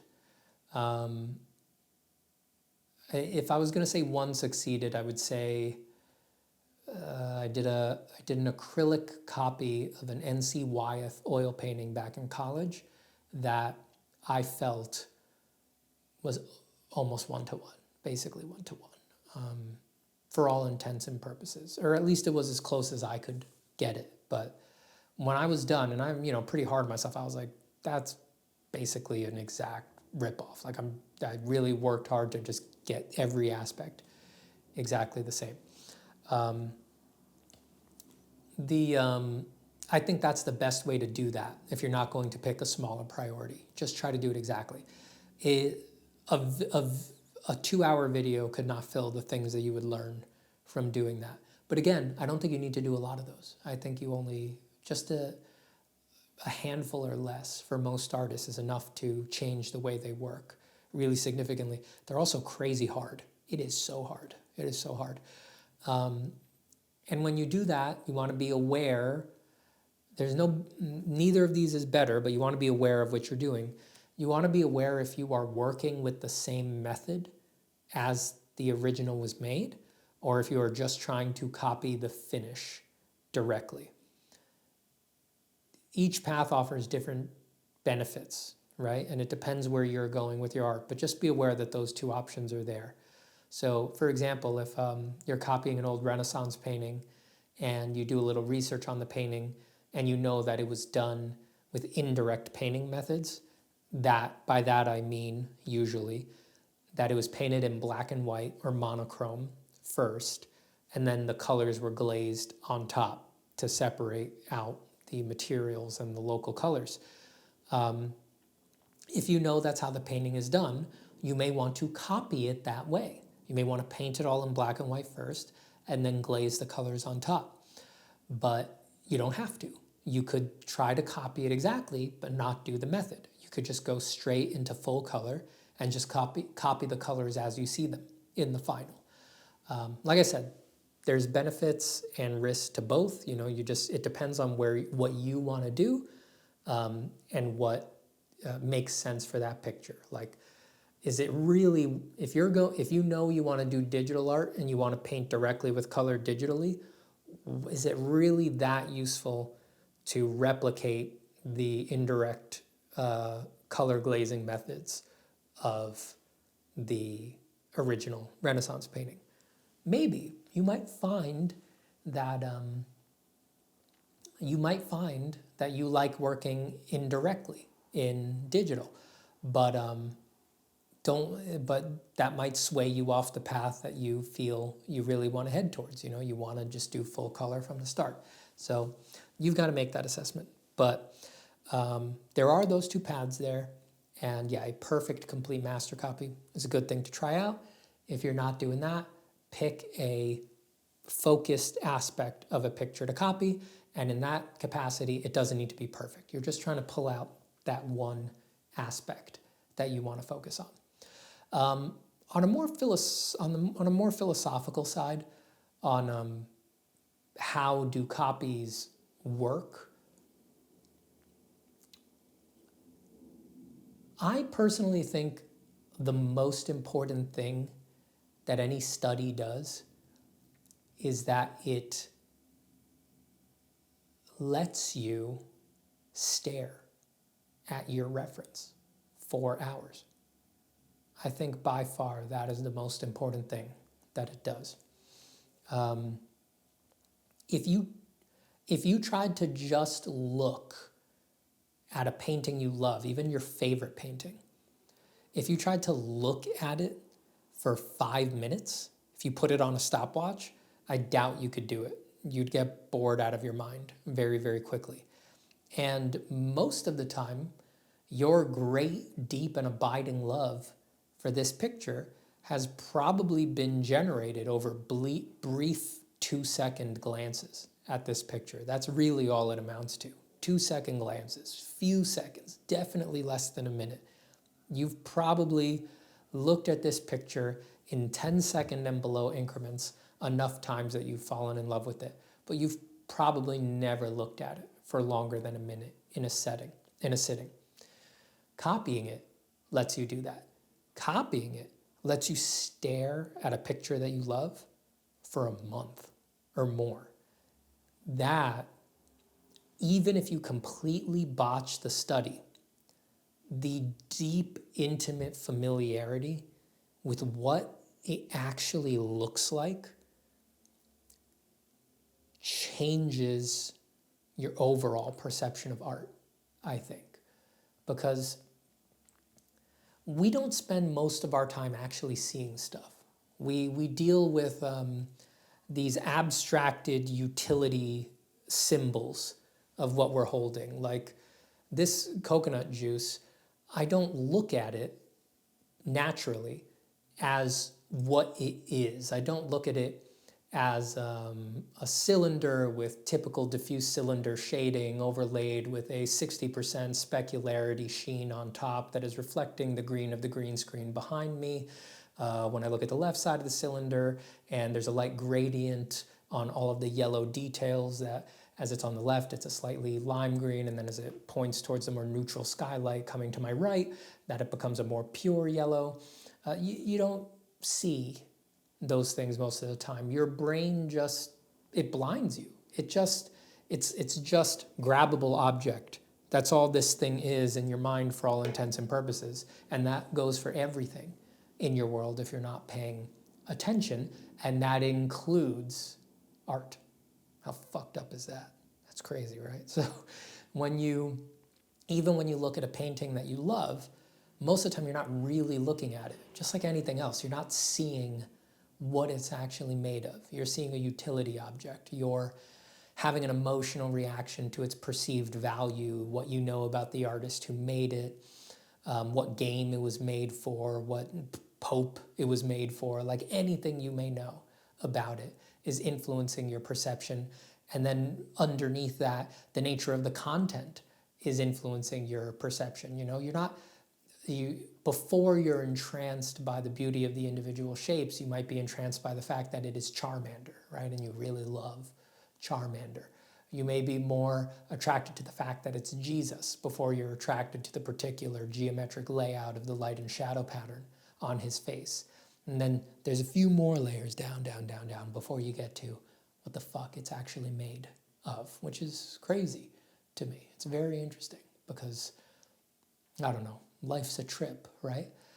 So you miss all this stuff about your pictures. If you don't believe me, then I ask you, some of your favorite pictures that you've looked at over and over again, have you never had the experience of you've known this picture for maybe years and you've looked at it maybe hundreds of times, and then on viewing number 1048, you happen to notice a detail or a person that you had never noticed before?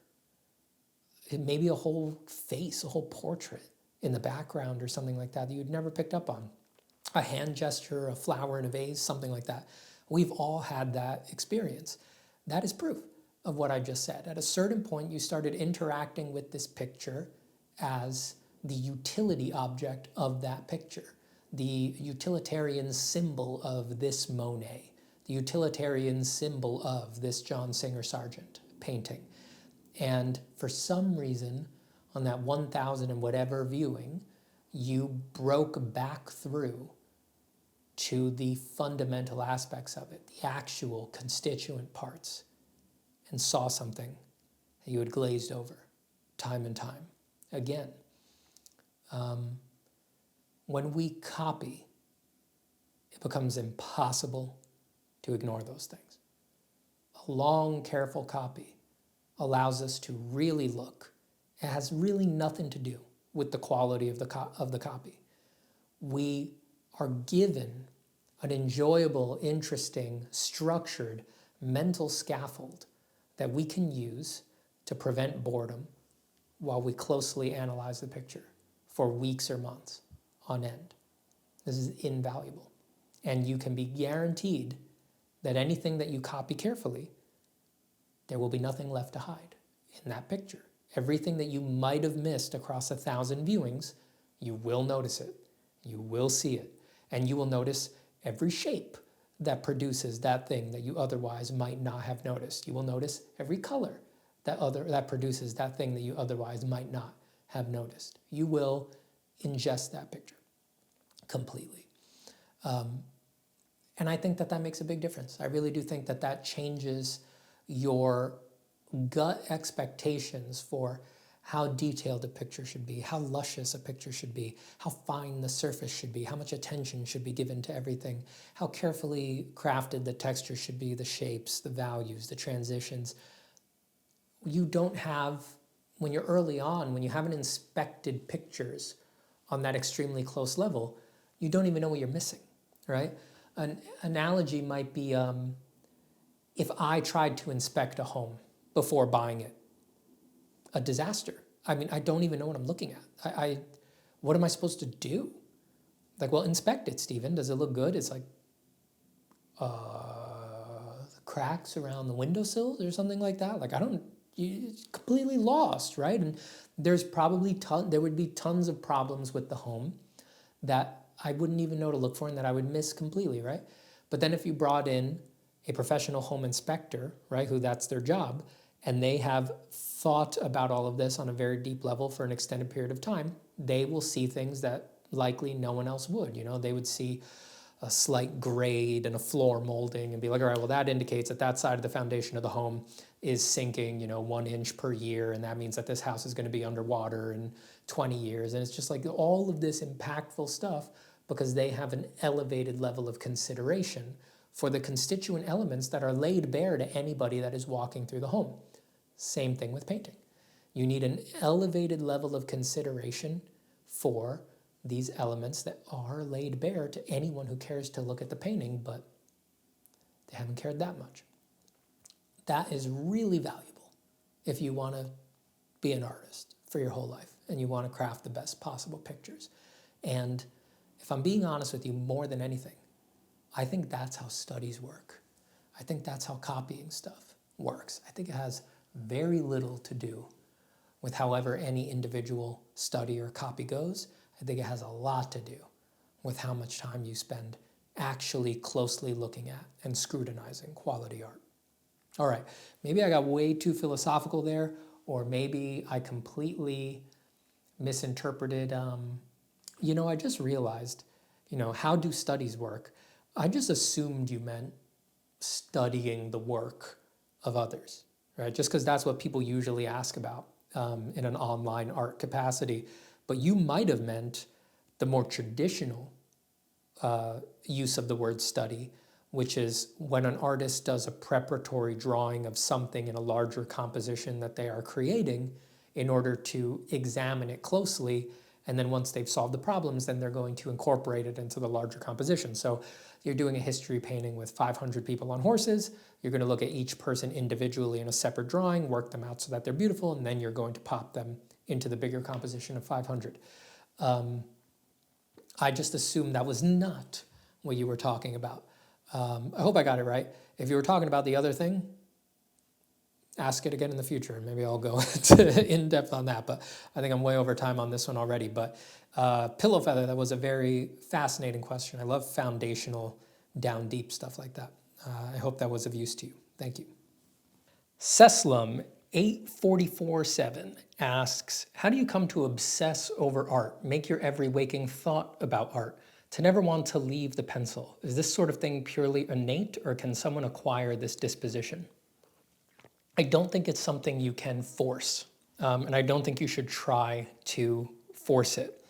I mean, it's innate, but it can emerge for the first time at any time. Just because you haven't felt that before, just because you haven't felt that yet, doesn't mean that that isn't coming for you.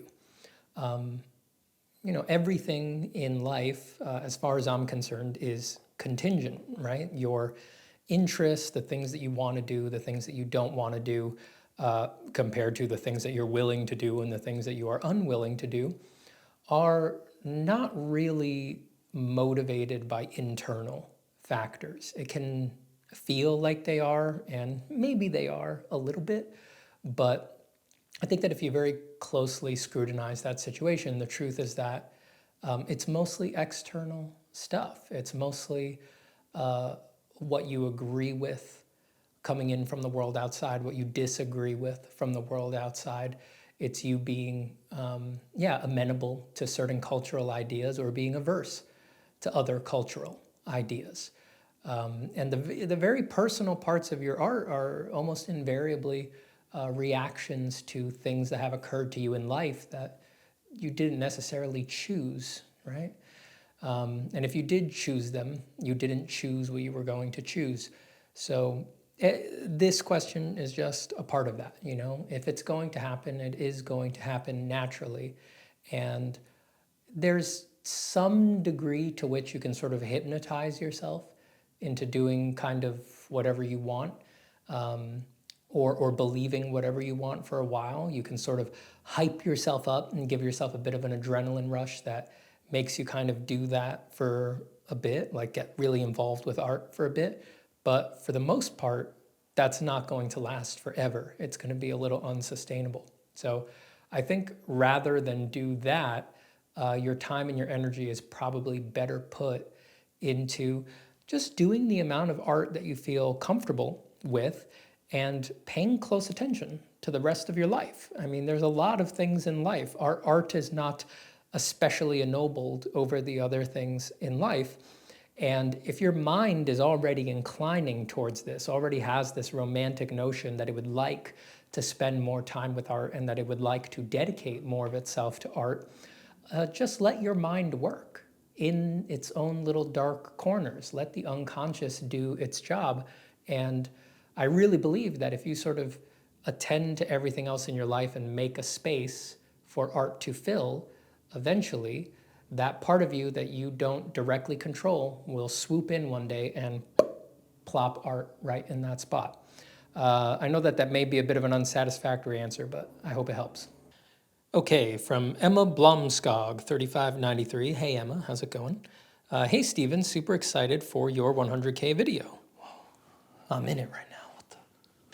I got a question regarding art and community. I find it hard to mix making art with making friends, or as it's often referred to as networking. I think social media has a lot to do with it, since it causes many art communities, at least many I've encountered, and my school being one, to not be so much about art and creativity as following trends and raw skill.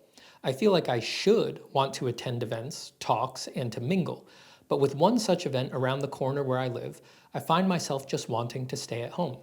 I understand that it can be good to network and to follow what's new in the art world, but I also feel extremely reluctant because I feel like what I want with art and mingling don't go together. Any thoughts? Thank you as always for your work and attention. Thanks for the great question, Emma, and thank you for the honesty. I think it comes down to what you want out of networking. First off, let me just give the rubber stamp of approval to being a completely isolated artist, someone who doesn't really want to talk to other people, who doesn't really want to talk about their work, who just wants to be in their studio all the time and put their art out into the world in a sort of asynchronous manner. And even within this context, it's totally okay to want people to love your work and to respect your work, even if you're sort of separating yourself out from the world. That's not a crazy thing. A lot of history's most successful artists have kind of been that, you know, and it is a valid way to make art. It's not an easy one to get into, there's no direct path to that, but I just want to say that it is valid, and probably, maybe most artists, even the ones who don't work that way, have at least a little bit of that in them, have at least a little bit of an isolationist streak where they kind of don't want to wrap their work up with other people and all of this. So that rubber stamp aside, I want to say that if you feel that your school or these other art communities have sort of become skill focused, following trends, all of this, that's probably because it's true, right? I don't deny your assessment there. It's probably accurate. I mean, it happens to art communities and to entire, social medias really, rather quickly and rather easily. My advice to you would be to really just carve out for yourself what exactly are you looking for from networking, right? Because if you want like jobs, right? If the goal of your networking is to help you launch a career, I do think it makes sense to basically close your heart to the bohemian side of your art concerns, at least for a little bit. That may feel like it's being a little inauthentic to you, to your like core values around art, but it may also be the only way to respect the part of you that needs to make a living and that needs to be able to make some scratch with this. It's really only the people who have sort of independent wealth and no need for money who are guaranteed to be able to go through the art practice and all of the various ups and downs of a career without prioritizing what makes money, right? So speaking perfectly realistically, most artists are going to have to make some concessions there, and I think it's okay to do so, especially if you commit yourself to making it only temporary, right? Now, this doesn't mean that you're going to be building disingenuous relationships with these people that you may be interacting with at this event, right? You're just not sort of throwing the energy of the environment, of the convention or whatever for a loop by introducing, this sort of contrarian tone that feels inappropriate for that situation or for that group or anything like that. But that said, the other alternative is to introduce the contrarian tone into that environment, even though it feels inappropriate. If you feel that you should be at these events, and I read in your comment that you do have some adversarial friction there within yourself, so you may not be able to perfectly parse out like how much of me wants to go, how much of me doesn't, how much of it is social anxiety, how much of it is just me not really drinking the Kool-Aid on all this stuff. It's perfectly fine to be confused, but remember that it's always an option to walk in there and just be perfectly honest about how you feel about it. People make an assumption when they go to a networking thing like this that they're going to have to just like agree with everything that everybody says and go along with the flow and things like that. And that doesn't need to be everybody. That doesn't have to be the only tone at an event like this.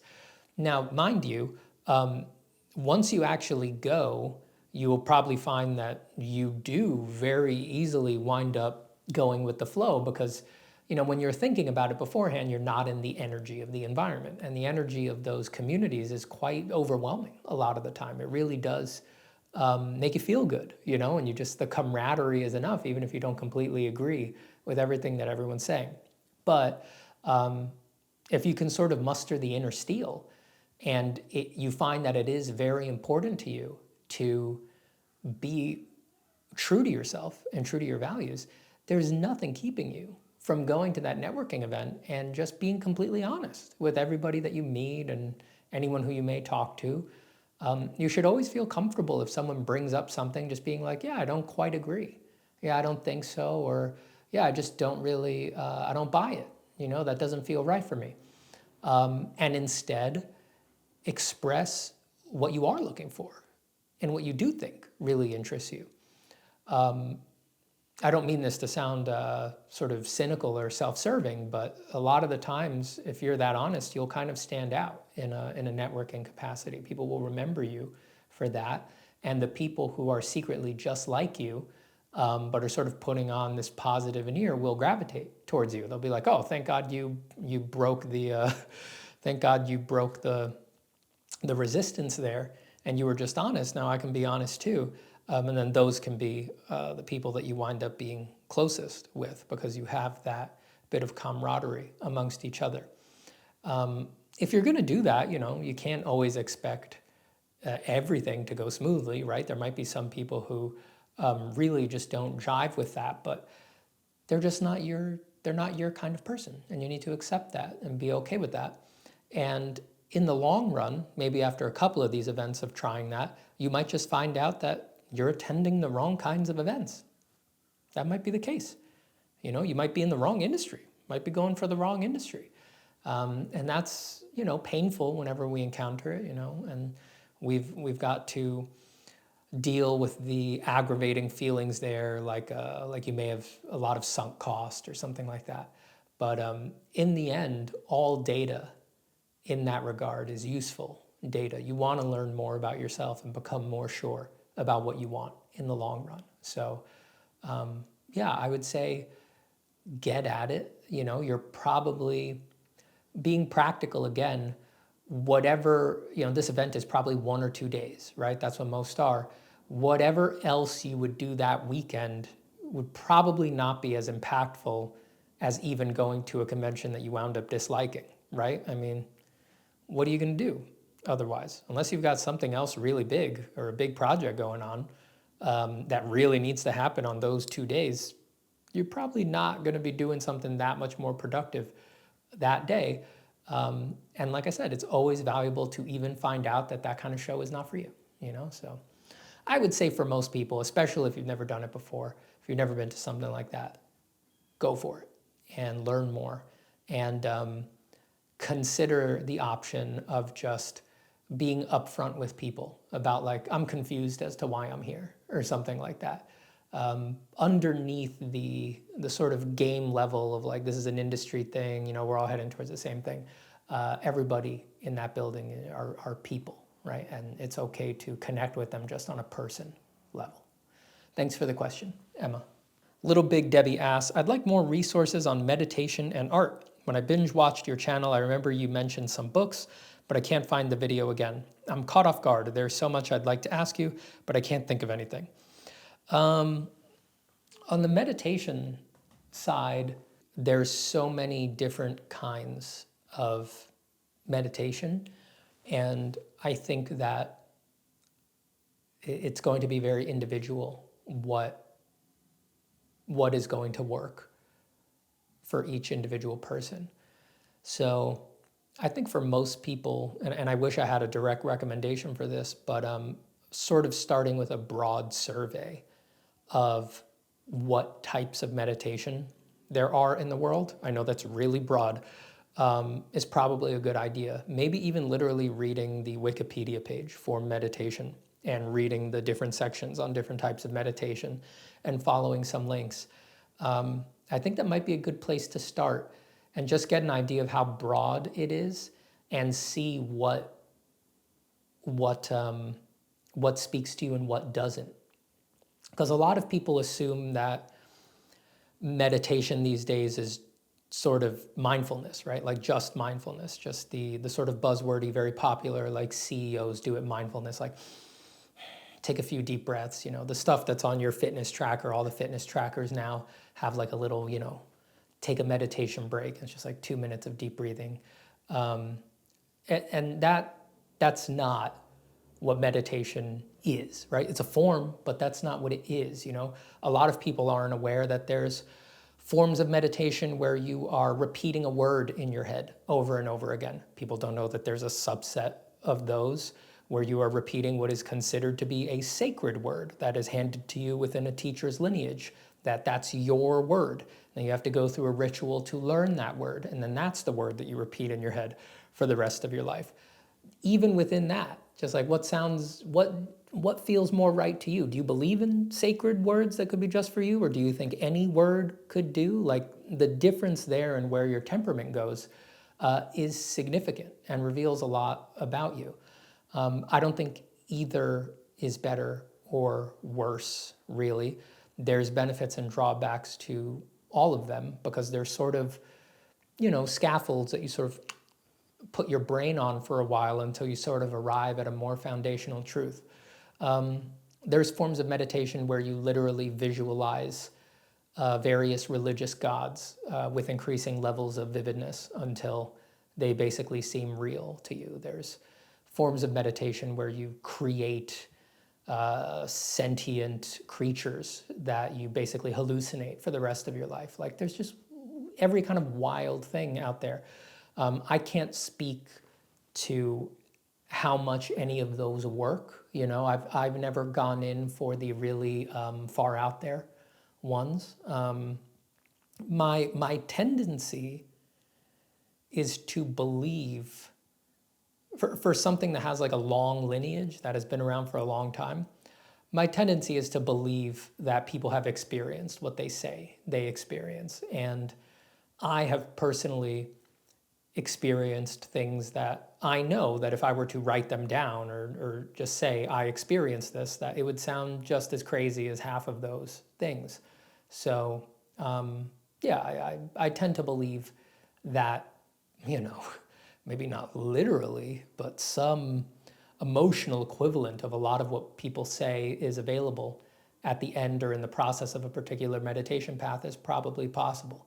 But I think it would save a lot of people, based on the meditation journeys I've heard, I think it would save a lot of people a lot of suffering if they maybe just began the journey with a scroll of a Wikipedia page that lists a lot of different types of meditation. I think that just knowing the breadth out there and what is available would give a lot of people a better start than just beginning with whichever one was the first one they encountered. That's how I started. I started in a sort of Zen capacity because that was the first form of meditation I ever learned about. When I learned about it, I didn't, and for a long time after, I didn't know there were other types.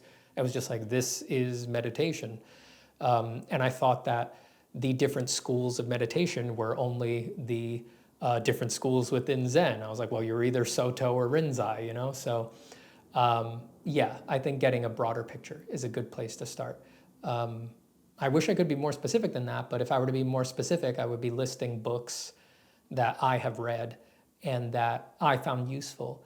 But if I'm being as thoughtful as possible about it, I think that already is probably narrowing the channel too much. And it's better to start very broad. Okay, I hope that helps. Whole Wheat Mango says, which is the superior perspective, 1 point, 2 point, or 3 point? Well, not 1 point. 1 point's very unnatural, though it is good for teaching, but its usefulness ends very quickly. I think the more interesting question is between 2 point or 3 point. Now, 3 point is obviously has an advantage because it looks more realistic.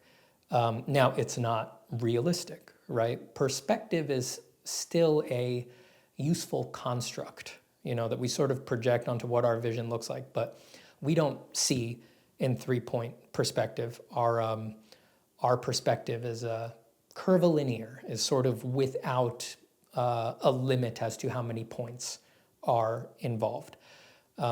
But 3 point sort of introduces the fact that, things are receding in all directions instead of a limited number of directions. So 3 point is more realistic, but I think for me, 2 point wins because to me, when you look at a 2 point perspective drawing, in a lot of cases, you don't miss the 3 point, right? You would if you were maybe doing like a city shot and you're looking down into the streets, you're looking up at a skyscraper or something like that.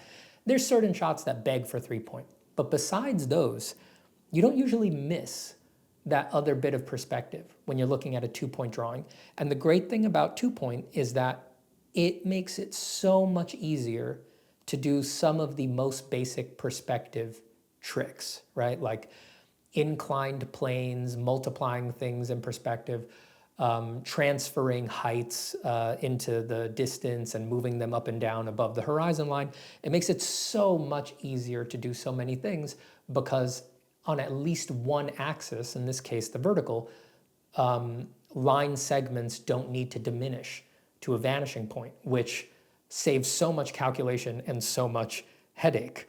3-point, making that one little adjustment where anything on that third axis needs to have calculations done for diminishment makes it basically mind-bending and completely impractical to work in 3-point. Now, with 3D tools out there, it is definitely in a lot of situations worth your time to do a 3D blockout, but surprisingly, at least in my opinion, doing a basic 2-point construction is still pretty realistic. You know, once you get used to it, once you know what you're doing, it can be pretty quick, and you can problem solve some problems in 2-point about as quick, basic problems, about as quick as it would take you to open up your 3D program, model something about equivalent to that sketch, and to get the correct answer.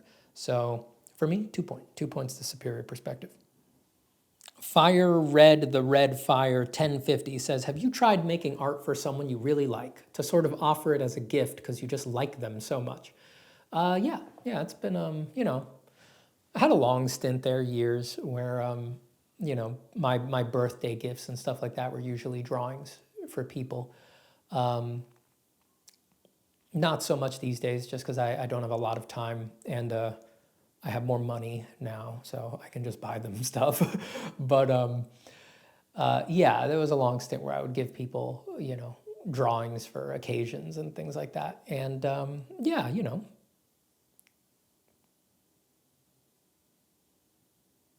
sometimes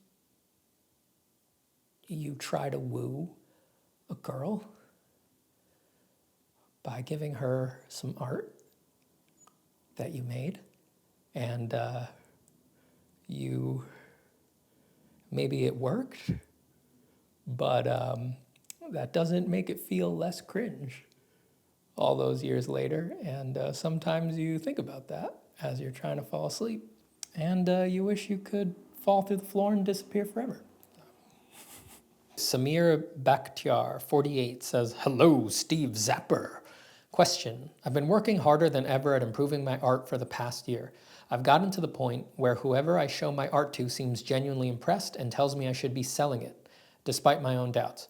Yeah, that's great. Congratulations. And damn, is there any better feeling than knowing you've worked harder than ever at your art for the past year? That's a good feeling. I've managed one commission very recently for £100, first non-family commission. I was wondering what would be the best thing for me to be doing to make my artwork my full-time job, and what would be the best ways to go about it. What would be the best jobs to be going for? Do I try to get as many commissions as possible and work freelance, and what would be best? I'm 19 in university. Thanks a lot. So I would give different advice to different people here. If you are working this hard on your art, you're probably very serious about making it your life and making it your career. And you're young, 19, that's nothing. So I think you are safe to sort of give it your all, right? I don't think anybody should ever, even when they're young, go into boot camp hell mode. I think that's stupid. But some people, that's the only way they'll do it. You know, they sort of need it to feel bad. They need it to feel wrong, or else it doesn't feel real. So if that's you, then God damn it, you're not going to listen to me anyway. So go right ahead. But yeah, work hard, keep working hard.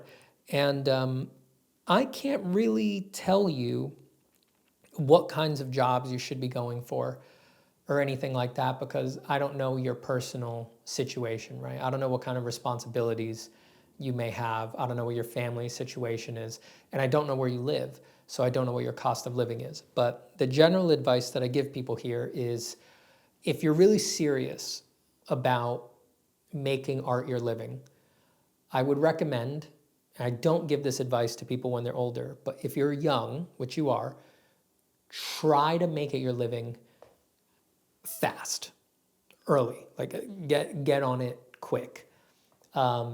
And now it's up to you if you want to do freelance, you want to do studio or something like that.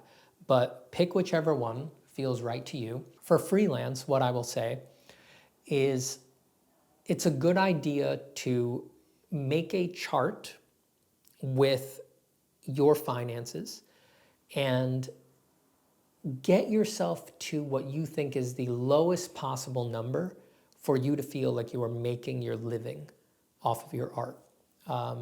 So what do I mean by that? Look at how much money you make from other jobs, how much money you're making from commissions, or how much money you would need to be making from commissions to get to an entry-level apartment, with roommates or without roommates, whatever, do a little bit of research, see in your area the kind of place that you'd want to live, what the rent is, how much you spend on food a month, how much allowance you need to give yourself for fun and rest and relaxation so you don't go goddamn crazy. Do not pretend that you are the kind of person who doesn't need that, right? And then you're not going to put it on the chart. You're lying to yourself, and when the whole endeavor fails, it will be because of decisions like that. It will be because of stupid military brain decisions where you say, well, I don't need fun and rest and relaxation, so I'm not even going to put it on the chart, and that lets me get the number lower. It's like, you don't know what the fuck you're talking about, and you're too young to know what you're talking about. Be honest with yourself. However many video games you need to buy a month so that you won't go crazy, put them on the goddamn chart, right? You're going to play them. You're an artist. You're interested in that stuff. That helps you get inspired. If you don't play them, you're probably going to go crazy. You're going to build up pressure in some Freudian way, and you're going to release it in a way that's inappropriate. You're going to undermine your entire life. You're going to fuck up your whole life, and you're going to put your mental health in a tank.